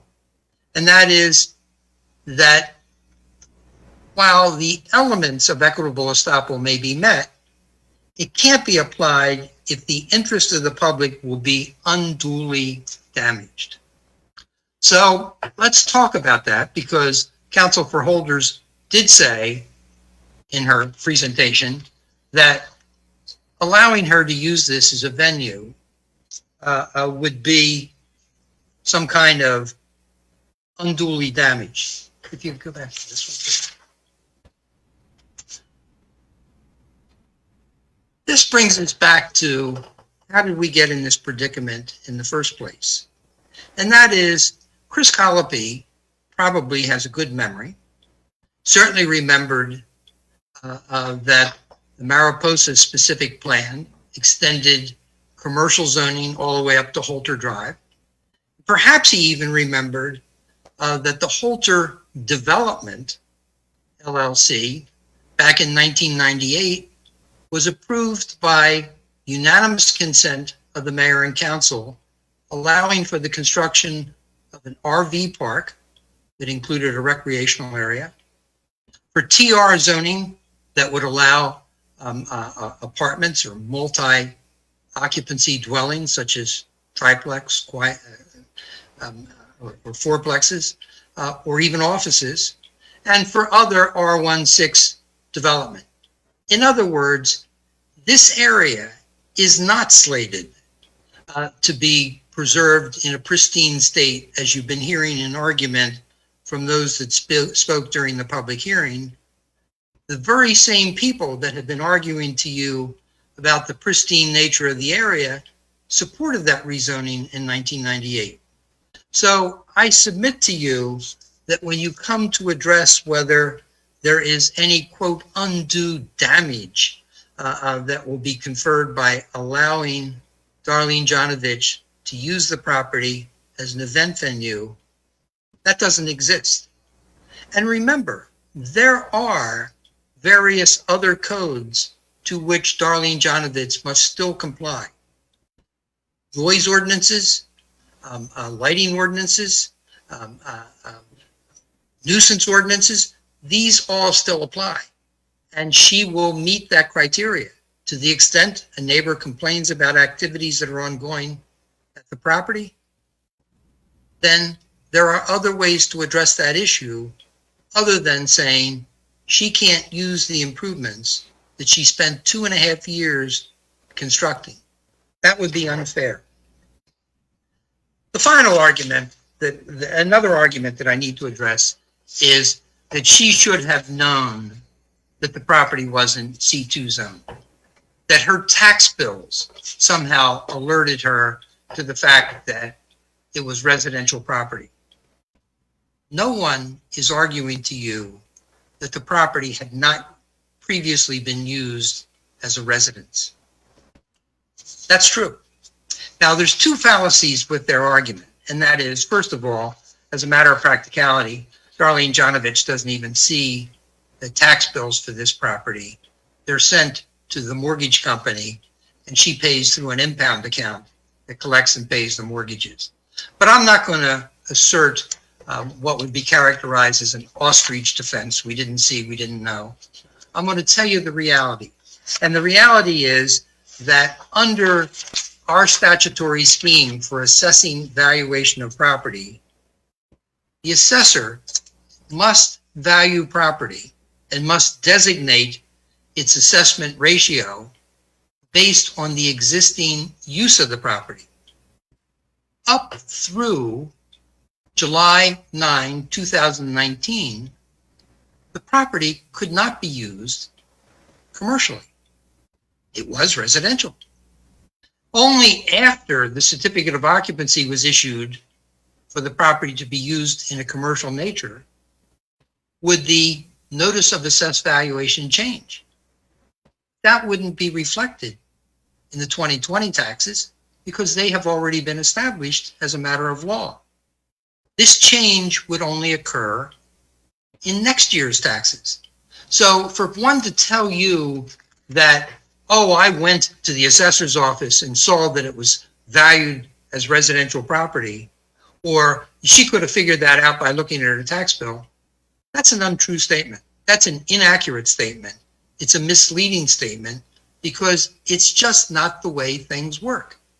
Anybody in the city of Globe will tell you that when one goes through constructing improvements on property, after the final inspection is done and the certificate of occupancy is issued, it is then routed to the treasurer's office and the assessor's office to determine whether property values should be reassessed.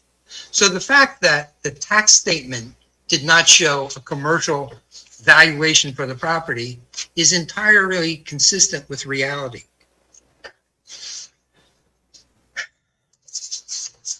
I'm going to yield to Darlene Janovich, but I need to assure you that as members of the Board of Adjustment, you have the authority to rectify this wrong. While there are protests, there is also some support. The neighbor to the south, who's closest to the Janovich property, is in clear support of the project. It's just unfair to say that Darlene Janovich cannot realize the benefit of her labors. In fact, it's unjust. All you're doing in granting the appeal is saying to the city, for 2.5 years, you had the opportunity to acknowledge your mistake. And now that the project's completed, certificate of occupancy has been issued, the business license has been issued, you've collected revenue. Now it's too late for you to raise this issue. You should grant the appeal. You should allow this use to continue. There are other ordinances that address the concerns that were raised by the neighbors. Darlene Janovich will have some of her own comments. She will speak next, and then I look forward to answering any questions you have. Thank you. Thank you, Mr. Schubach. Darlene, did you have any comments? Yes.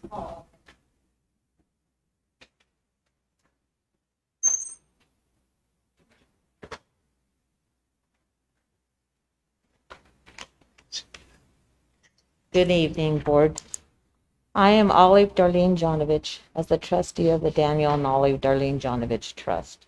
I own the property at 1855 South Holder Drive. Property is where DJ's Casa has been authorized by the City of Globe to operate as an event venue. My purpose is providing testimony is to accomplish 3 goals. 1, to reconfirm what Mr. Schubart has already said on my behalf, as that would be my testimony if I was given it myself. 2, to provide some additional background information. And 3, to answer any questions you might have. By the way of the background of the property at 1855 South Holder Drive, originally was my Aunt Donnie's home. Hopefully you're all aware of the location. It's off Highway 60, east of the former Apache Drive-In Theater.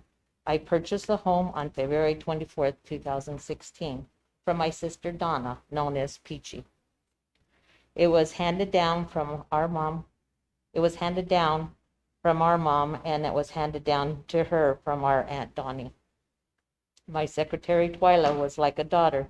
She moved into the home with her family until we had her house built at the fairgrounds, which was completed, and she moved into her new house on February 27, 2017. My husband, Dan, passed away on December 19, 2013.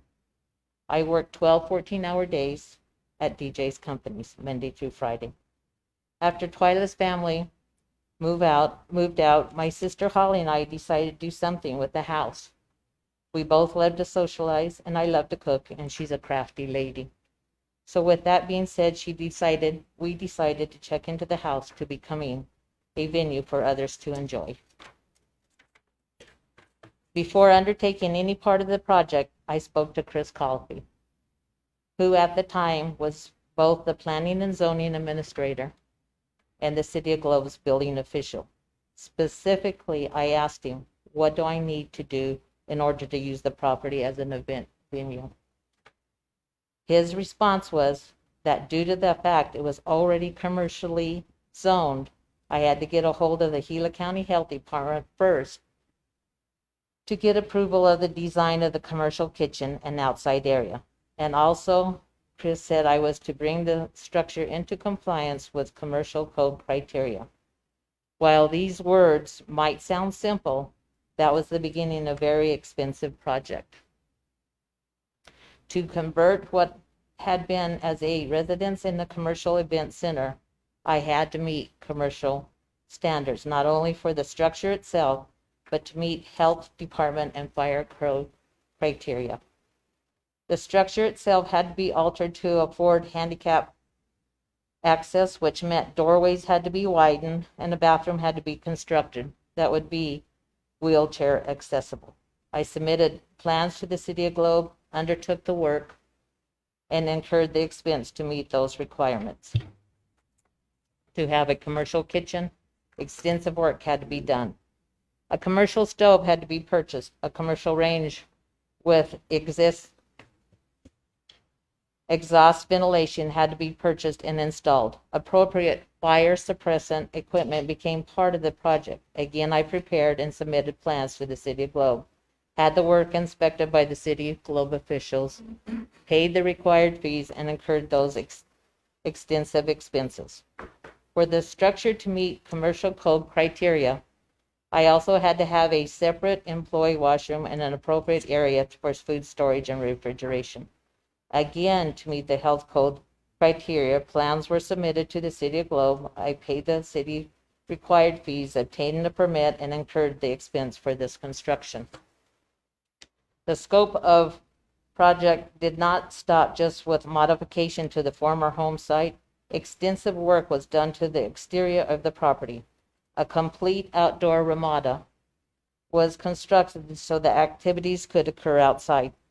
Again, the preparation of plans submitted to the City of Globe, fees and permits, inspections, and approvals.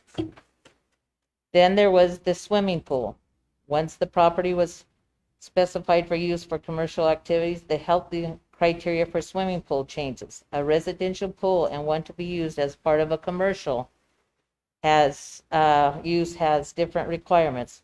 I was told by the City of Globe I had to contact the Gila County Health Department as part of the approval process. I had to submit plans and obtain approval from the Health Department to convert the swimming pool. Here again, sounds to be a simple task, but it's not. To convert a residential pool to meet commercial code standards, additional pumps and filtration devices had to be installed. This alone was $38,000 expenditure. The project itself extended for more than 2 years. For those 2 years, plans were prepared and submitted to the City of Globe. Permits were paid for. Inspections occurred, and no one ever suggested the property was zoned for any use other than for the commercial activity that was approved. By July 9, 2019, the final inspection occurred, and the City of Globe issued a certificate of occupancy and now allowing property to be used as an event venue. You have already been approved a copy of the certificate of occupancy signed by Chris Copley, then the Planning and Zoning Administrator. In addition to a certificate of occupancy, DJ's Casa had to pay the City of Globe to obtain a business license, which was issued coincidentally. The City of Globe has accepted sales tax revenue based upon the activities conducted by DJ's Casa on Holder Drive property. For months after the issuance of the certificate of occupancy and business license, DJ's Casa did have events, including events scheduled by and attended by Globe department heads and other officials. They felt it was an appropriate use for the property. It was adequate in size, has appropriate parking, and of course now meets all commercial code standards. I feel it is an appropriate use for the property. The subsequent renovation of the property is not properly zoned for the commercial activities allowed to be constructed came after Leilani Gibson found out from me while I was checking out my leaky backflow. Leilani asked me, what was the backflow for? And I responded that it was for my event venue up on the hill. She said, what venue? You're residential, not commercial. I told her she could have to get a hold of Chris Copley because he was the one that approved. Chris and Paul, he approved Chris and Paul Jemison requested a meeting at DJ's Cossack to discuss that the City of Globe had screwed up with the zoning and to give me 3 months to fix the rezoning. They told me it wouldn't be no money out of my pocket. 3 months passed, and then Chris Colby, Paul Jepson, and now Dana Burkhart concluded my permitted use was a zoning violation. The suggestion by Dana Burkhart that I should merely cease doing business after expending nearly $350,000 to meet commercial code criteria is unrealistic. The other way he suggested was to appeal his decision to you, the Board of Adjustments, presumably so you can correct the injustice. The appropriate way to rectify the wrong is for you, the Board of Adjustments, to conclude the city cannot declare this to be a zoning code violation. When earlier in the city, a Globe confirmed an event venue was an allowed use. It is the only way to rectify the wrong, and thus I respectfully ask you to grant the appeal and conclude the City of Globe cannot now say my use violates zoning. If you have any questions, I encourage you to ask me now. Thank you. Thank you, Ms. Janovich. Board, do you guys have any questions?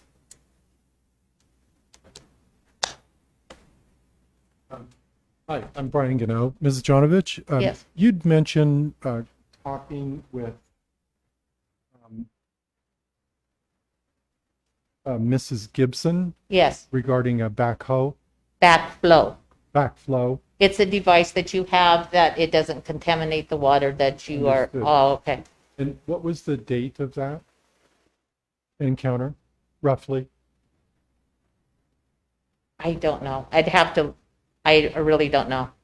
2020, No, it was when this all started. 2019, Whenever yeah.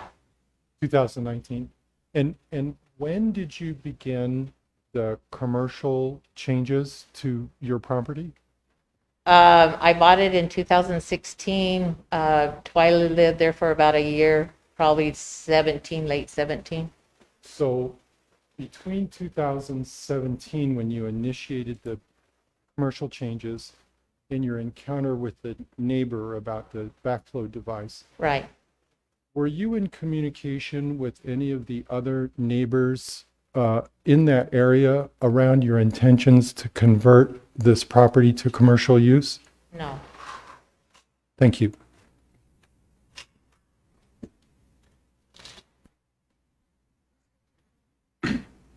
Yes.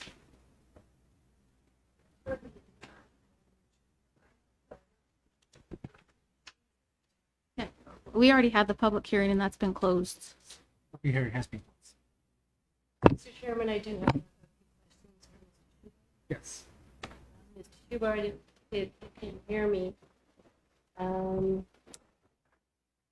As I read the information provided to me on the doctrine of equitable estoppel, the exception to the application of the doctrine, you talked about the first part of it, but I'm interested in your thoughts on the second part of it, which says when its application will not substantially and adversely affect the exercise of governmental powers.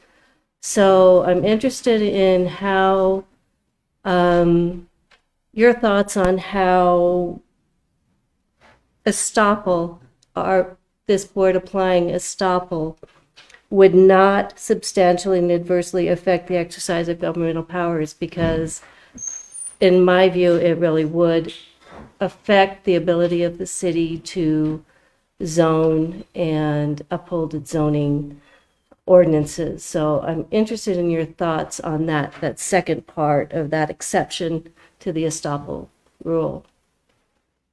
I thank you for the question, because that's a very thoughtful question. And I do like legal issues and responding to legal issues. I believe the answer to that question is found in the application of the United States, the Arizona Supreme Court decision in Freightways, because there again, it was determined, or there initially, it was determined that the issuance of the certificate of convenience was issued in error. And the court said, No, we're going to allow that to stand because Freightways relied on it. And I think the same principles would apply here. The city of Globe found this to be an appropriate use. They issued the certificate of occupancy, and even more so than that, they retained the use of DJ Casa for a city-sponsored event. So obviously, the city felt that it was an appropriate use of the property. All we're talking about is an event center. One of the things I want you as members of the Board of Adjustment and even the neighbors to understand, we're not asking you to evaluate the property as if it was unconditionally zoned C2. That's not what this request is all about. The request is solely to allow the continuation of a permitted use, an event venue. No other commercial use would be appropriate for that property unless the property went through a formal rezoning. So I believe the answer to the question is, it doesn't frustrate government's ability. I mean, if you take the narrow view that they can't now enforce their zoning code, then what you're doing is saying the doctrine of equitable estoppel will never apply. Because the only time we come to the issue of the equitable estoppel is when we have an issue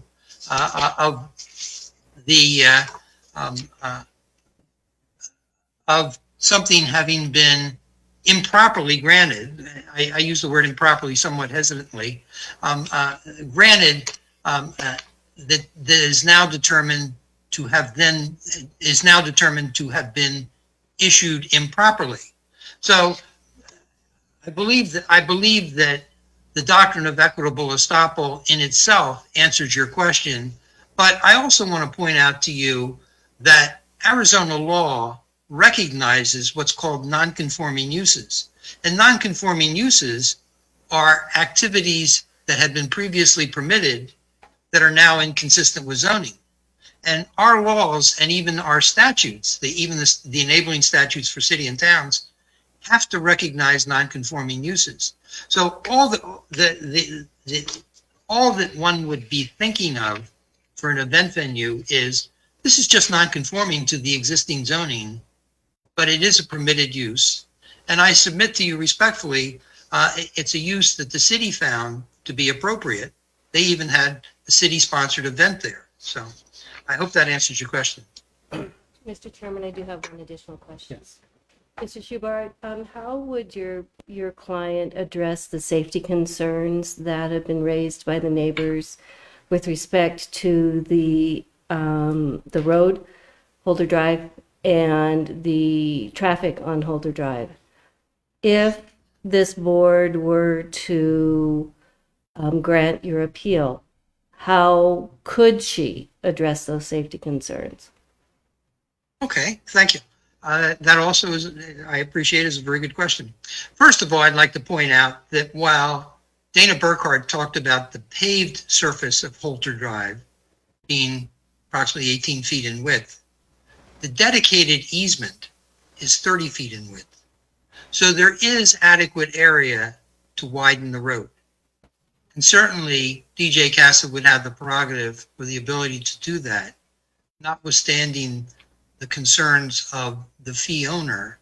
The law regarding easements is that an easement owner, the holder of an easement, has the right to utilize the easement to the full extent and to make a valid use of their property. So if it was the board's decision, this board's decision, to grant the appeal subject to the condition that other issues such as traffic safety be addressed to the approval of the City of Globe, that's something we would address. Because certainly no one wants to perpetuate what would be an otherwise unsafe use of the property. I don't believe that it has been unsafe. I think that certainly the City of Globe found it to be adequate when they were issuing the permits. But if that's an issue that's raised, the safety issue, it will be addressed. And you can make that as a condition to approving the appeal.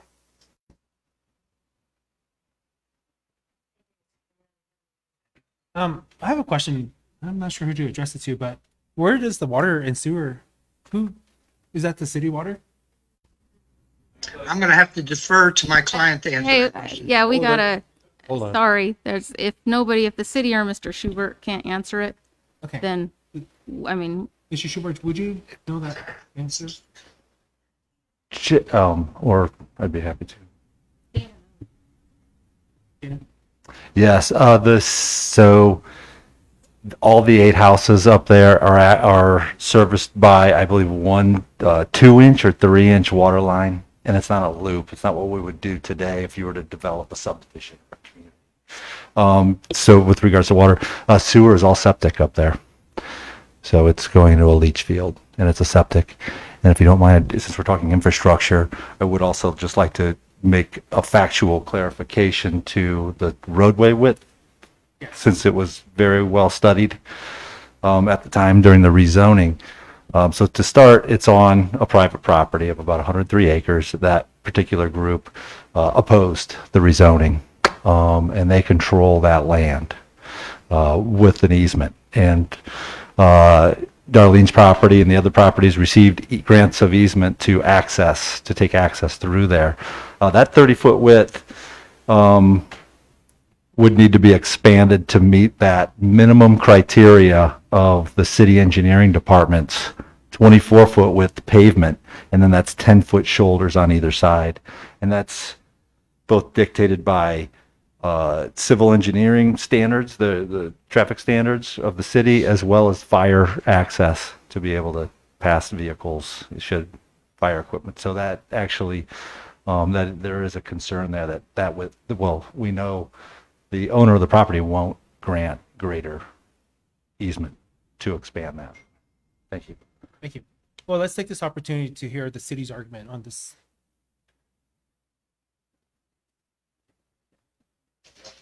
Here it is. Excellent.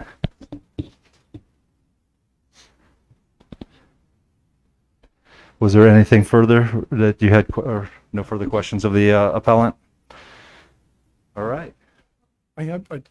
you just want to make sure Mr. Schubert is done. Mr. Schubert, did you have a question? Mr. Schubert, are you done with your opening argument? Yes, I am. Okay, thank you. Okay, let's proceed to the board. We'll hear the city's argument. Danny, can you please bring up PowerPoint 2 of 2? Thank you very much. All right. As I mentioned at the last, in the factual presentation, city recognizes the very unfortunate and difficult circumstances is for everybody involved. And in listening to Mr. Schubart's presentation and reiterating, I think some of the flexibility the city had given in the beginning of this process and throughout, but we wanted to make sure that timeliness was offered to the appellant. So I just wanted to make that statement as to why there is additional time and other circumstances that occurred. But we do know we would want to offer any citizen every opportunity to correct an error or a violation as well. So that said, we did go through that process. The rezoning was pursued, and unfortunately, no compromise was met, and resulting in favorable denial as well. The other avenue at their disposal, at Darlene's disposal, was to amend the text of the zoning code and then apply for a use permit, possibly, how that was going, but that wasn't requested to be pursued at that point. So that brings us to, obviously, the appeal. So what I'm going to do right now is just walk through each of the appeal statements that were included in what were ultimately three, an initial application and then 2 amendments, or a supplemental at the end and an amendment. But within that, I've got about 6 different areas where they discuss zoning and the interpretation of zoning. So I'll go ahead and move forward with that. And Danny, I'm sorry, I do have access. Thank you. So initially, on the December 7th, supplemental appeal document that was submitted. It discusses issues with code compliance and how the city addresses code compliance. It basically says Globe is equitably estopped from contending that such a use of property, venue is illegal or otherwise subject to termination. And he goes on, Globe may not enforce zoning regulations retroactively. So the zoning code does identify, we state there, that the zoning administrator shall not make any changes in any uses permitted in any zoning classification or any zoning district, or make any changes in the terms of the zoning code. And that, so zoning administrator can't just arbitrarily say, yeah, you know, things were, this doesn't seem right, there were some errors, and we have the authority to just grant this outright. There is not, like I said, there's no magic pill there in the code that says this is how you deal with it, but it does say you need to enforce this zoning code equitably and equally to all. There is the opportunity to allow to look at analogous uses. The zoning code has a definition for what an analogous use is, or how do you interpret what would be an analogous use, and obviously a zoning ordinance can't list every single use you might possibly see. So we do have that flexibility. And the board is tied to this same standard, basically. What mechanisms are within the zoning ordinance to apply to bring remedy or to interpret or fix the situation. And reviewing the code, there is not that easy. There's no simple option there but to go through those processes that were established in the code. So moving on. The zoning code also suggests or requires that changes to distinguishing traits or primary features of a use of a building that occurs to existing properties after the effective date of the chapter shall be subject to all provisions of the chapter. And what I'm doing here is looking through where do they talk about this kind of scenario that we can apply and look for guidance and within the confines of our code. Ultimately, the ZA is responsible to take such action as necessary for the enforcement of the chapter of the zoning code with respect to any violations hereof. So that's really, those two slides really give us our primary objective, enforce the zoning ordinance in terms of the zoning ordinance. And again, the code does identify if you want a different kind of use on a property, there's mechanisms to do that. And if it's not allowed in a zoning district, you could rezone, amend the text, or some uses are allowed by conditional use permit. So there is those tools within the zoning ordinance to address circumstances like this. And like I said, unfortunately, one of those items was pursued and it ended in a denial. So a second item that was appeal that was mentioned by the applicant, part of this appellant, part of this request, was also on December 7th. The first zoning map, and actually there's been discussion on this first zoning map or a reference to a first zoning map since the original application or since the first application. And I think I might have mentioned to you before, when we reviewed the initial appeal request, there was a reference to there is a first zoning map that shows this property is commercial and therefore this should be commercial. There was not a map available, so I think there might have been some confusion perhaps between the appellant and their representation or something in their conversation of the history of events when they were brought on board and beginning to get into this, look into the scenarios. So that said, and like I said, that was when staff requested that first zoning map that they're referring to and hinging their initial appeal on, that's when there was a pivot to go ahead and pursue the rezoning. So to date, there is no first zoning map that is referenced, and it is continued to be referenced. It has not been provided to staff. And nor was there an exhibit depicting the subject property with a C2 zoning designation. So those elements of the appeal request have never been confirmed to staff at least, and obviously to you either, but there is no map that showed that property zone C2. The appellant did not, and I can say I am aware that the appellant did not view a zoning map nor formally request a zoning verification letter. And also the permits that were issued for the residents from the planning and zoning, from building safety, have a requirement for listing of zoning on those permit requests, and that was not included on those requests or on those applications.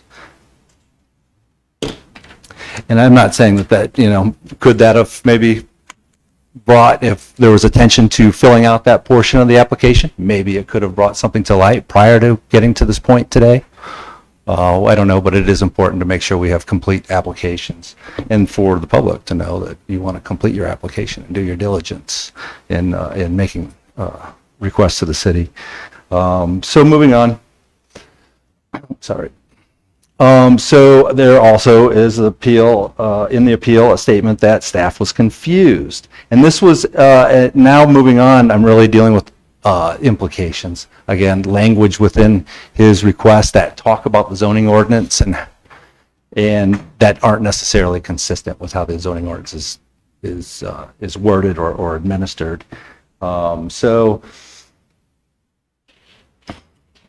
The representation was apparently based on, and this is a statement from the appeal, this representation was apparently based on some confusion over a prior but uncompleted rezoning and the interpretation of Development Services zoning map, and that's in regards to how C2 was stated. Now, initially there was no back and forth or review of the zoning map when Darlene approached the city. The statement that the confusion he's referring to was in the appendix that he suggests is the March 2 letter, which the March 2 letter I prepared to the city manager was an effort of the city trying to figure out solutions for Miss Darlene to go forward with a rezone to a contiguous property. And as we peeled back the layers of the onion, we realized, oh, wait a minute. This zoning isn't as it seems surrounding that property. So throughout the 3 different appeal documents, there is continued expression of confusion of the zoning map, and really the one time that I'm aware of that zoning was described by Chris Colopy to Darlene was in the very beginning of that process. Beyond that, I don't know that it was ever even looked at again until we began to, like I said, peel back the onion after a violation was realized. So I just want to make sure you're aware that is throughout these documents, but there was no confusion to that level, or really at all. The zoning code also states it is unlawful to use or permit the construction contrary to or in violation of any provision of the zoning ordinance. And again, that's your responsibilities to administer and interpret. And then finally, this home has been in the appellant's family for a couple decades, as you know, and it has historically been used as a residence. So moving on and back to that point, as I mentioned, I think the only confusion may have occurred in the very beginning when Chris Colopy looked at his zoning map, and we don't have parcels and maybe didn't accurately identify the correct parcel on that zoning map. Again, that review discovers that, but we do know all along there's never been a map that shows a C2 zoning on that property. The third, so continued with the zoning map discussion, the March 2nd, 2020 memorandum acknowledges the representation made by its supervisory official was based on its own zoning maps. So this is a statement in the appeal request that acknowledges the representation made by its supervisory official was based on its own zoning map. So similar to the prior suggestions of confusion surrounding the zoning map, this is incorrect. And that statement was in the December 21st rebuttal to the Buse-Gilbert brief. The March 2 letter is specific to the 3 listed parcels and has no mention or discussion of Darlene's property. So that statement or that proposition there just doesn't hold water. The city zoning maps have always shown Darlene's property as R19, as I mentioned. A review of surrounding zoning districts was performed, as you're well aware of now. And that's the only reason there was that letter from March 2nd. It had nothing to do with any other confusion or any confusion of what Darlene zoning was. The errors that occurred were during a verbal discussion of where Darlene's property was located and referred and referenced zoning map excluded parcel boundaries, and the omission of zoning district information on Darlene's building permit applications obviously didn't help our situation. And you've seen that reference. Zoning map with no parcels. Again, R19 has been that designation. And then there you have the current online zoning map, and you see those parcel boundaries now.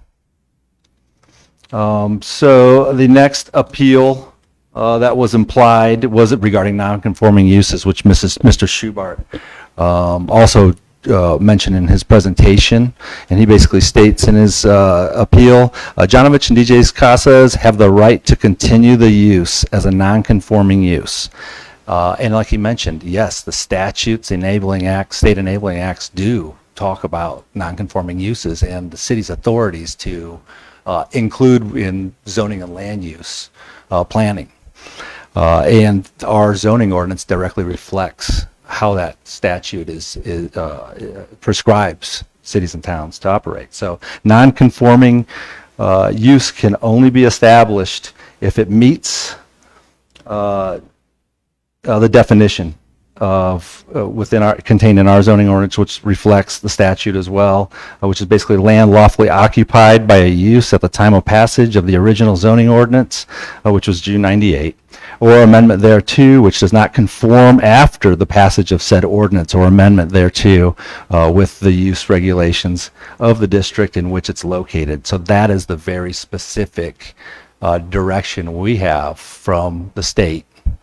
And this actually goes up to the federal enabling acts we'll get to in a second, with how we deal with what we're authorized to classify as a legal non-conforming use or an illegal, how we deal with non-conforming uses. So section 14-1-3 of our zoning code limits legal non-conforming uses if they were lawfully established in accordance with the codes in place at the time the uses began. The zoning code has never contained language that would permit an event venue in an R19 zoning district. So there wasn't ever really an opportunity to have a non-conforming, legal non-conforming determination. The city zoning ordinance does have a very unique ordinance in it, and it's definitely something that's not in statutes, and we'll probably review down the road here a little further, but it's right here on the slide, 14-2-3 E10, and this is important because this was contemplated apparently at some point. This type of scenario was contemplated at one time to have directed the development of this code, because I haven't seen this in any other community's code. But it basically says to grant exceptions and variance, so it authorizes the Board of Adjustment to grant exceptions and variances upon request where, after showing that an illegal construction or a non-conforming building or use existed for a period of at least 5 years in violation of this ordinance or previous zoning ordinances of the city, and the city, with knowledge of the existence of the condition, has not employed any of the enforcement mechanisms prescribed by this ordinance with respect to the condition. So it acknowledges that if there's a benign use that's going on that the city's aware of, but it's illegal, and the city doesn't take action to enforce within 5 years, they can come before you and ask basically what Mr. Schubart's asking you today. So that's very interesting. Like I said, I haven't seen that in another code, and the statutes definitely do not prescribe that as a remedy or as an option for cities and towns. Okay, so moving on with that idea of the non-conforming, in Mr. Schubart's December 21st supplemental appeal document, he brings up a reference to a good old land use planning or planning and zoning and planning document. Well, this is from the 40s and 50s of how cities look at vested rights, or how vested rights were being looked at from the law. So he references that vested right is the right to initiate or continue the establishment of the use or construction of a structure which, when completed, will be contrary to the zoning restrictions and regulations. And the city does incorporate that specific criteria. Again, that's the foundation of determining a non-conforming use. However, it was taken out of context the way he presents it. He's basically saying you have the responsibility or the ability to consider vested rights when it's relative to the use of a construction of a structure which, when completed, will be contrary to the restrictions. Well, the full statement actually ends in of a recently enacted zoning ordinance. So what I just read to you on the last page is directly reflective of and incorporating the statute's requirements to address that specific concept that's been well accepted and known.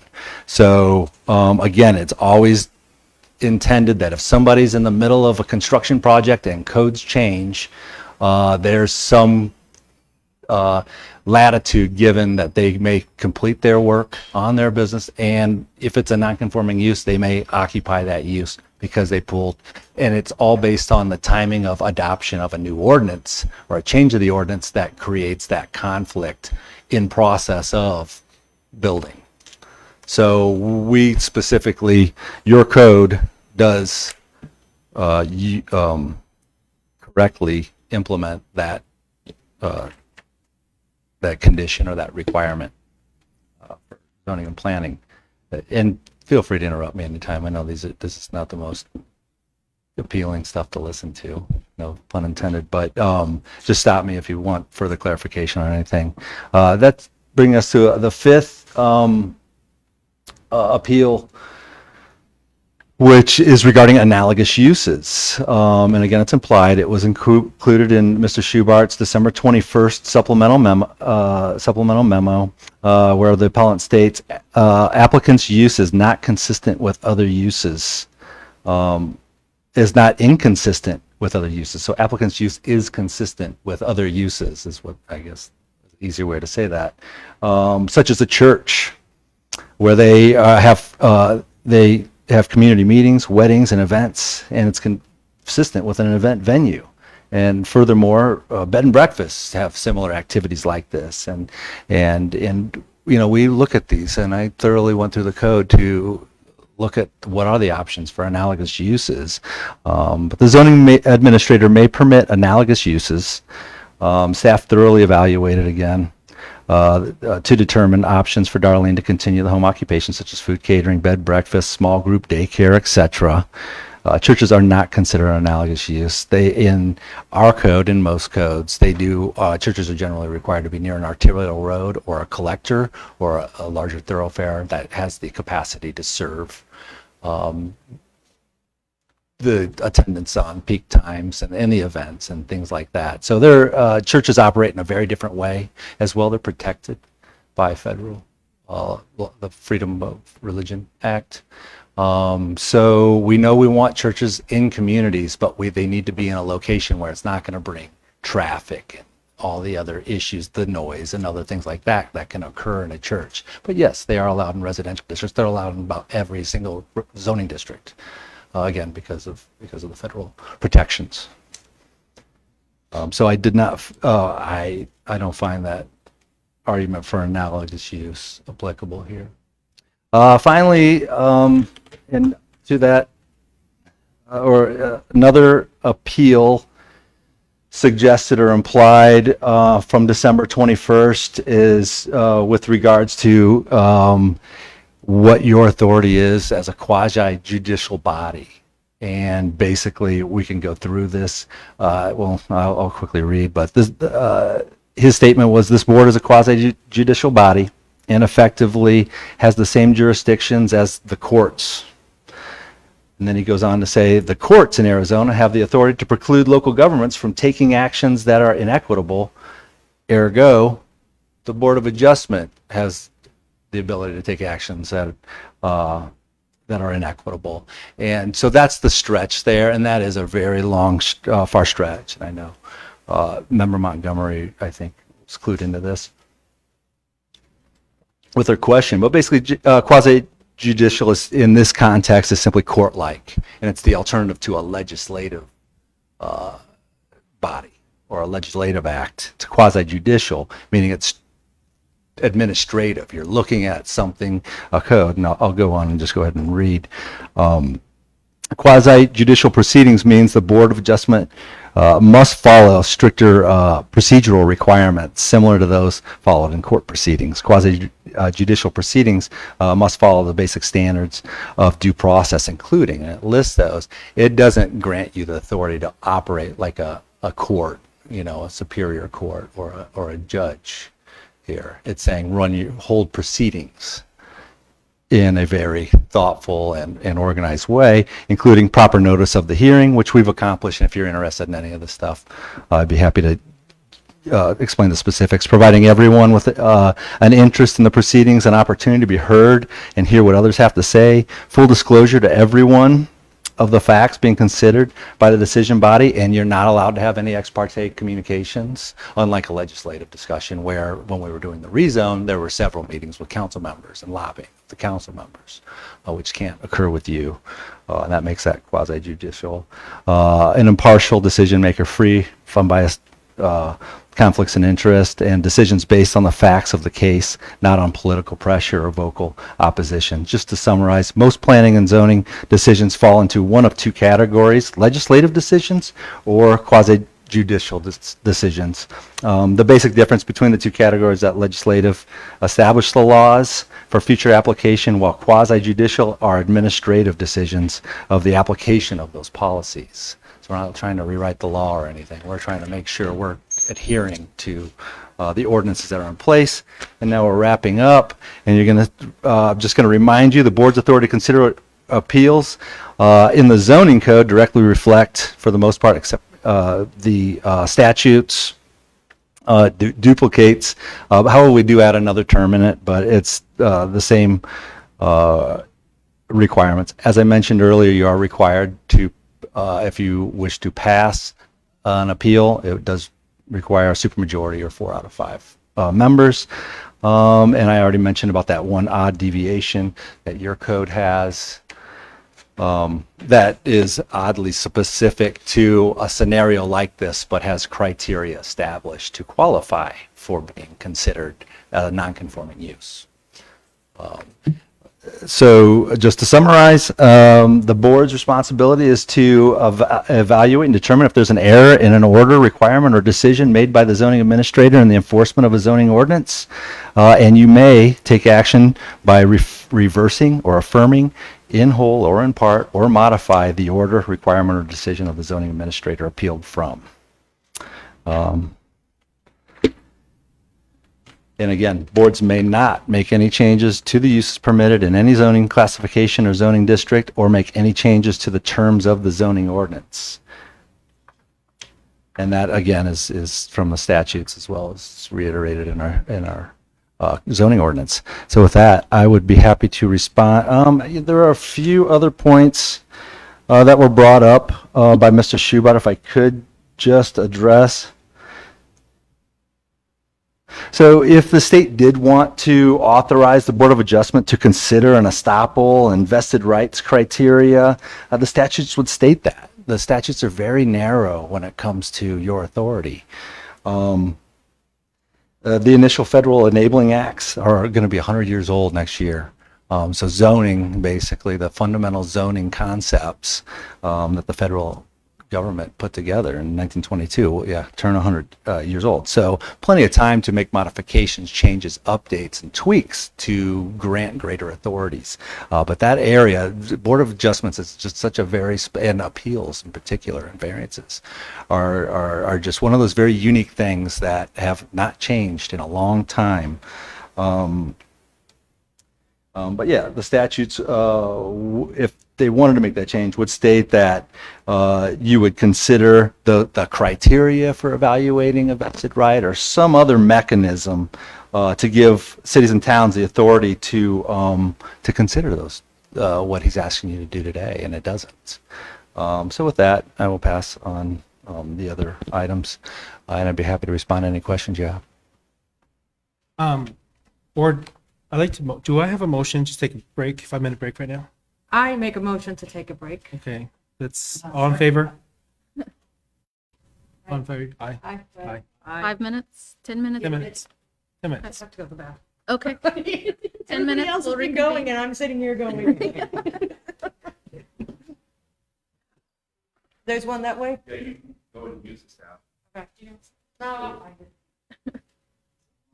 Yeah.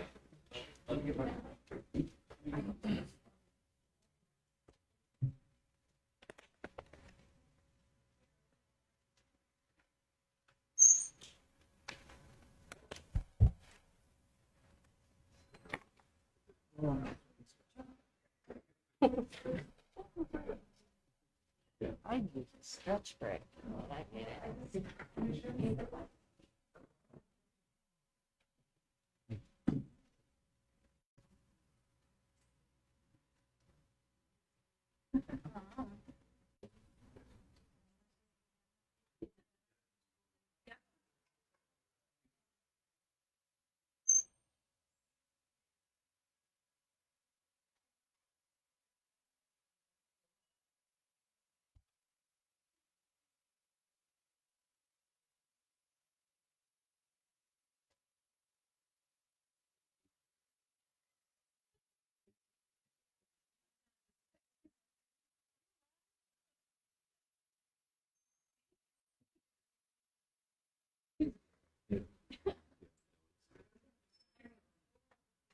Well, that's important.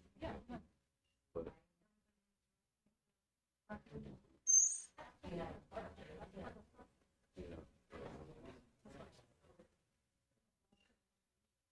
It's a, you know, you know.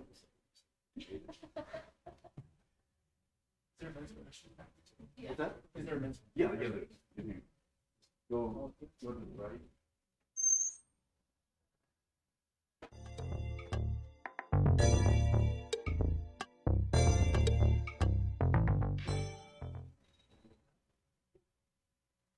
Sit down. No, I've been sitting all day. So my back is like, excuse me, can we stand up, please?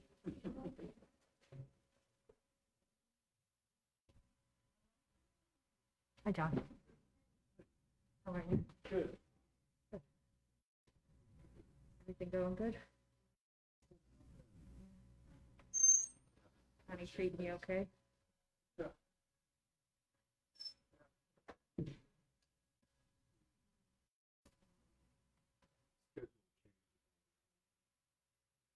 Some of the, yeah, some of those.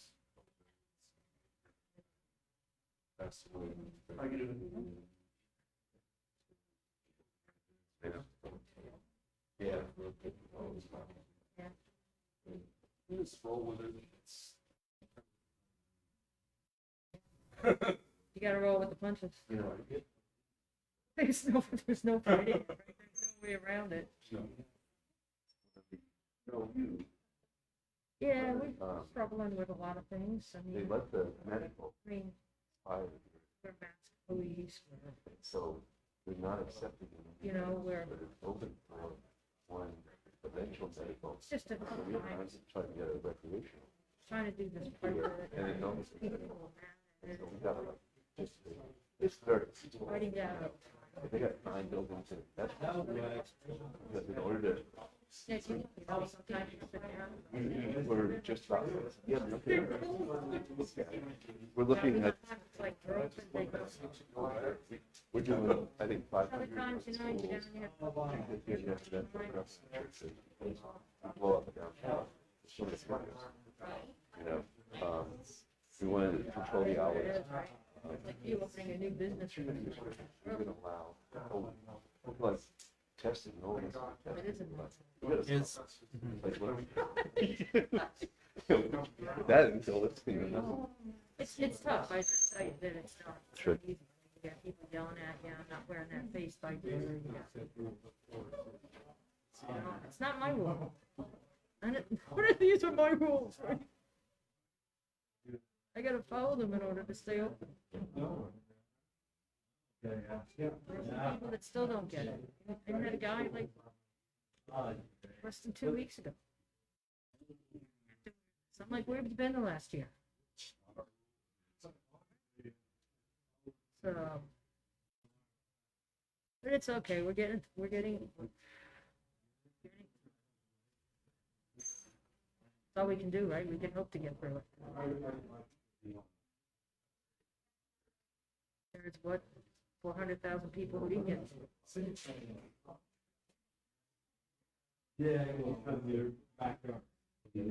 News today that LA alone, LA County.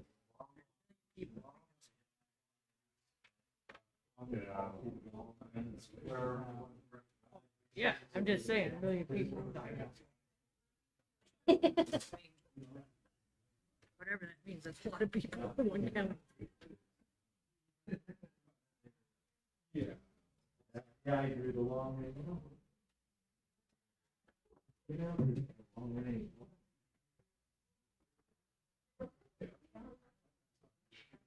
Thanks, Lord. You're Every time. Yeah. Not for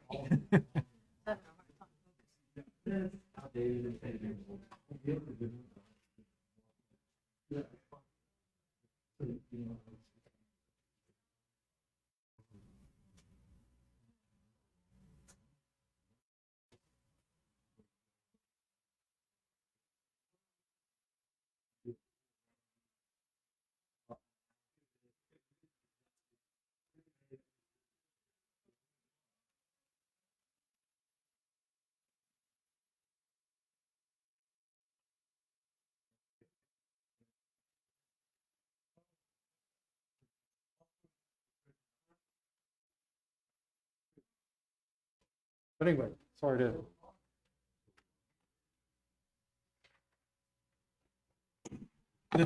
Let's continue with the regular meeting. At this point, let's Mr.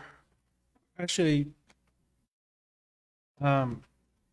Darlene Jonovich, would you like to reply, or would you like Mr. Schubart to reply to the city's comments? Mr. Schubart's going to reply.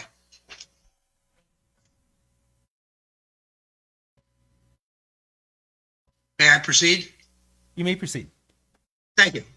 I had a little trouble following some of Mr. Burkhart's comments because, frankly, I thought a lot of them to be rather inconsistent. Pull up the zoning base map. He made reference a number of times to our allegation that there was a map that perhaps showed the property as being commercially zoned. I didn't make that up. This is what, in all probability, Chris Colopy was relying upon when he told Darlene Jonovich the property was C2 zoned. Because Dana Burkhart has already identified this document as the zoning base map that was hanging in Development Services Department back in 2017 when that opinion was rendered. And he's actually pointed out to you that because this map doesn't show property boundaries, perhaps it could have been confusing or misunderstood. The staff report that was prepared for this public hearing specifically identifies by Mr. Burkhart the fact that in 2017, the former City of Globe Development Services Director had a verbal discussion with the subject property owner, the appellant, at which time the staff member inadvertently identified the subject property as being C2.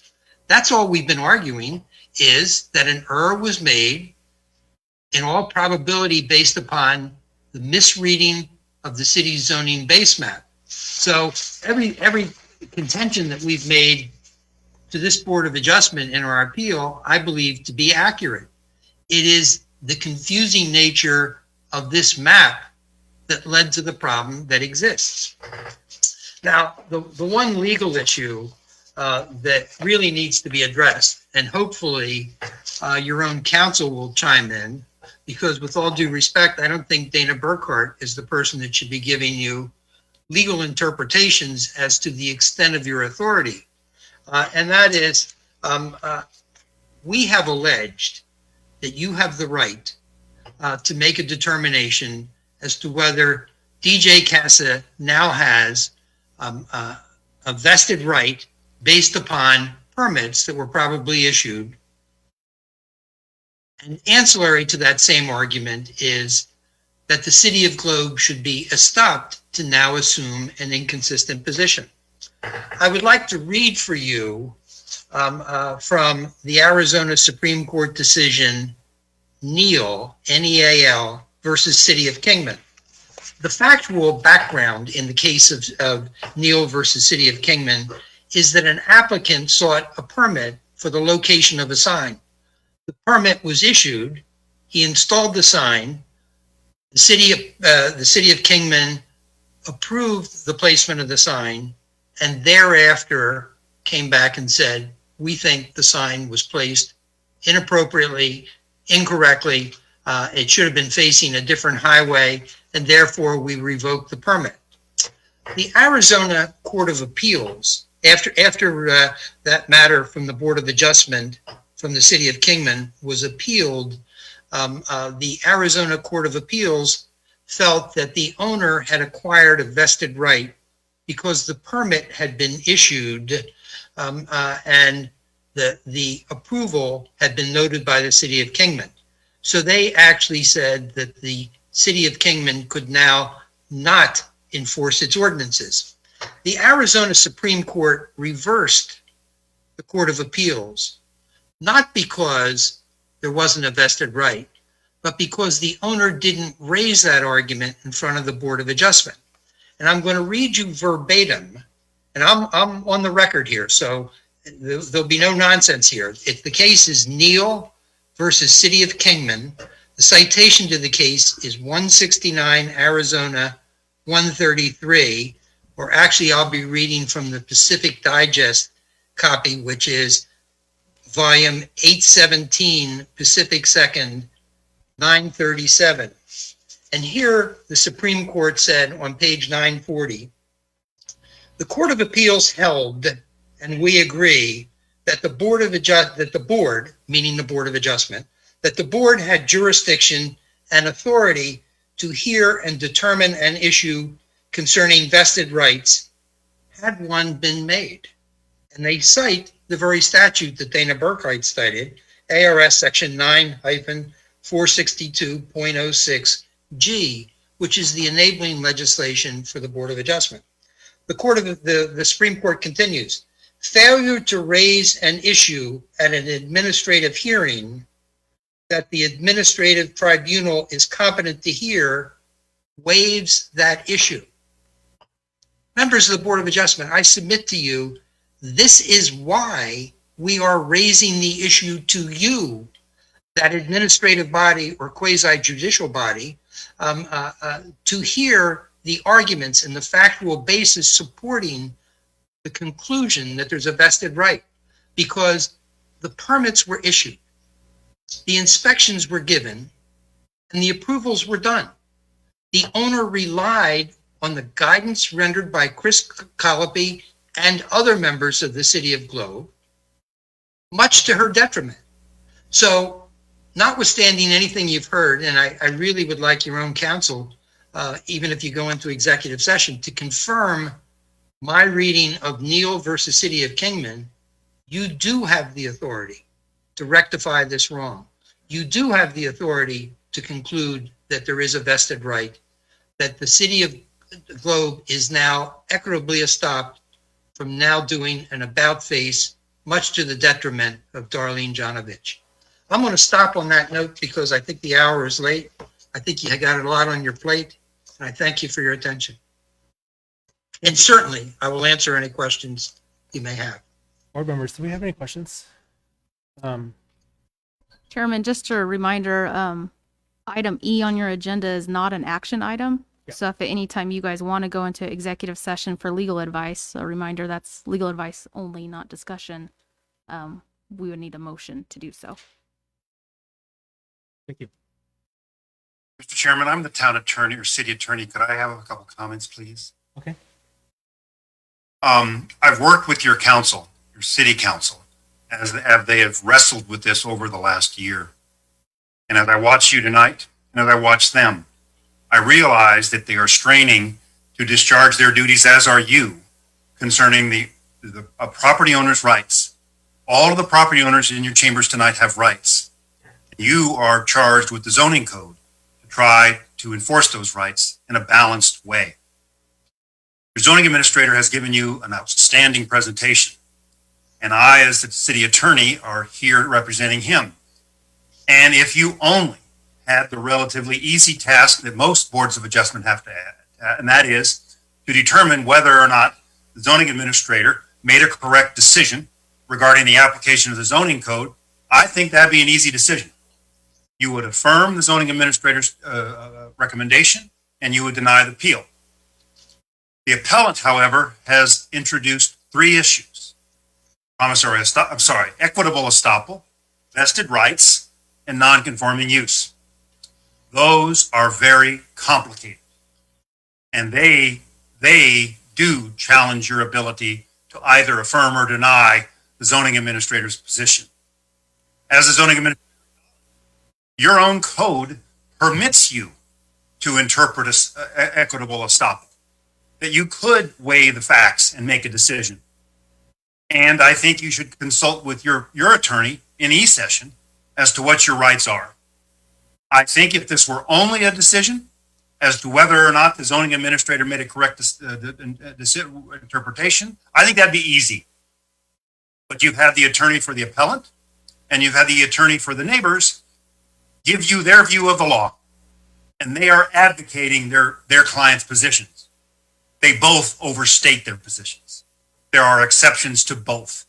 You need to discuss that with your attorney, and if you decide that you have enough information to render a decision as to estoppel, vested rights, and non-conforming use, you have every right to make that decision tonight. But that's something you should discuss with your attorney. I thank you for serving. I know that you were constituted because Globe has gone through almost 3 decades of never needing a Board of Adjustment hearing. After tonight, I bet you hope we go 3 decades more. Thank you for listening to me. Thank you, Mr. Sims. In Yes, sir. fairness, Chairman, Larry, do you have any response to that? No, I don't. I guess the only thing I'd like to point out is there is authority in your own zoning code that allows these types of determinations. Dana Burkhardt pointed it out. It's that,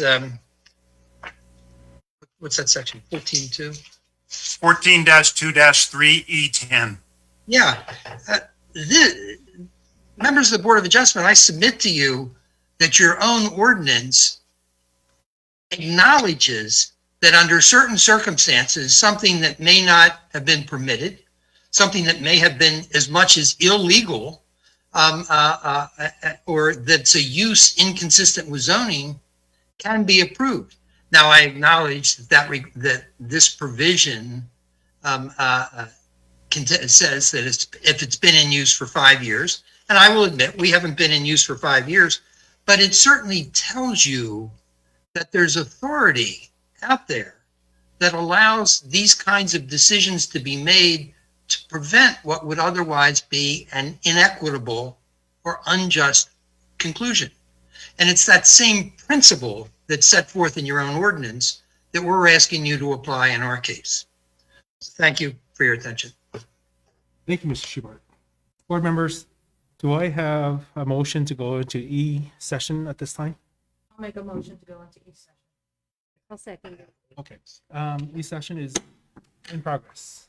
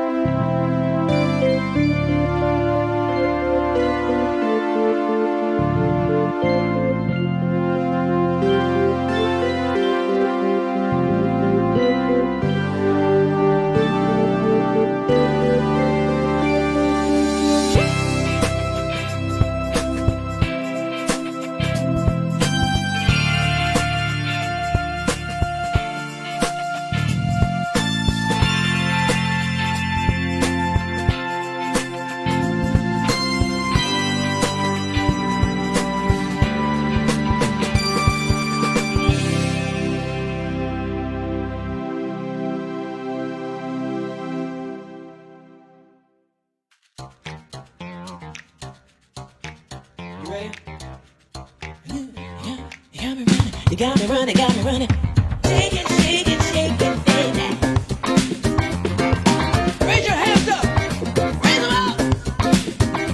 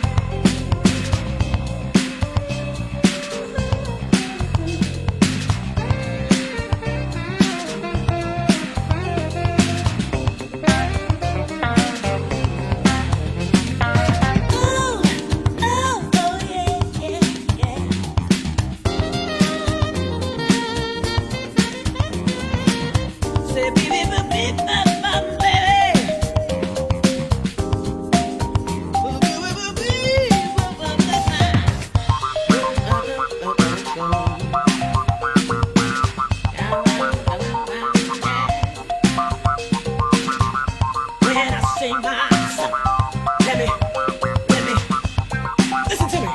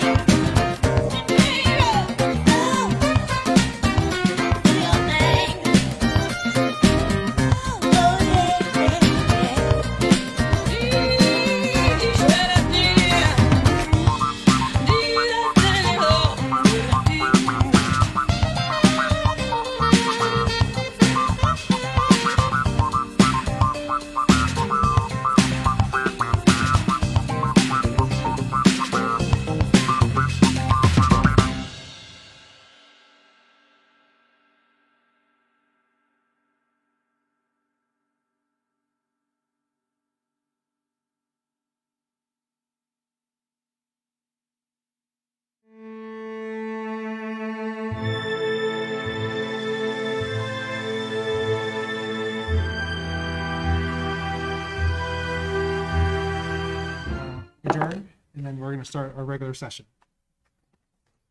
I'd like to, are there any comments or questions from the board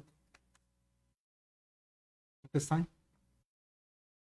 I'd just like to say that this was a very difficult decision. It wasn't an easy decision. I think we all felt the same thing. So on either side, I just hope you know that. Okay, so based on the information and records before us, board, I'd like to ask for a motion that we vote to uphold the zoning administrator's interpretation of zoning appeal case ZA-20-01. They're having a discussion. Do I have a motion? Based on the record before us, I make a motion that we accept the zoning administration's decisions. Okay, all in favor, say aye. You need All in a, favor, say nay. Seconded. and just to clarify, that's denying the appeal, correct? Correct. Okay. So all in favor, say aye. Aye. Aye. Okay, for the record, the council is in favor of the zoning administrator interpretation of zoning appeal ZA-. Mr. Chairman, I don't know if you can hear me, but we certainly cannot hear you if you're in deliberations. Okay, So they should have been able, Larry, just to, I think I can summarize. Go ahead. Vice Chair Lisa Brazil made a comment that this was a very difficult matter before them. They I think, sympathized with both sides. And then there was a motion to approve the decision of the zoning administrator and deny the appeal, which was seconded and unanimously approved. But they had no questions or other comments. And I think that was all recorded, so that will be part of the record for you. Well, thank you everyone for attending this very complex case. I do realize the hardship and amount of work that has been involved in this case. Board members, I'd like to motion that we adjourn this meeting. I make a motion that we adjourn this meeting. I second. Let's put that to vote. All those in favor say aye. Aye. This meeting has been adjourned. Thank you very much. Thank you.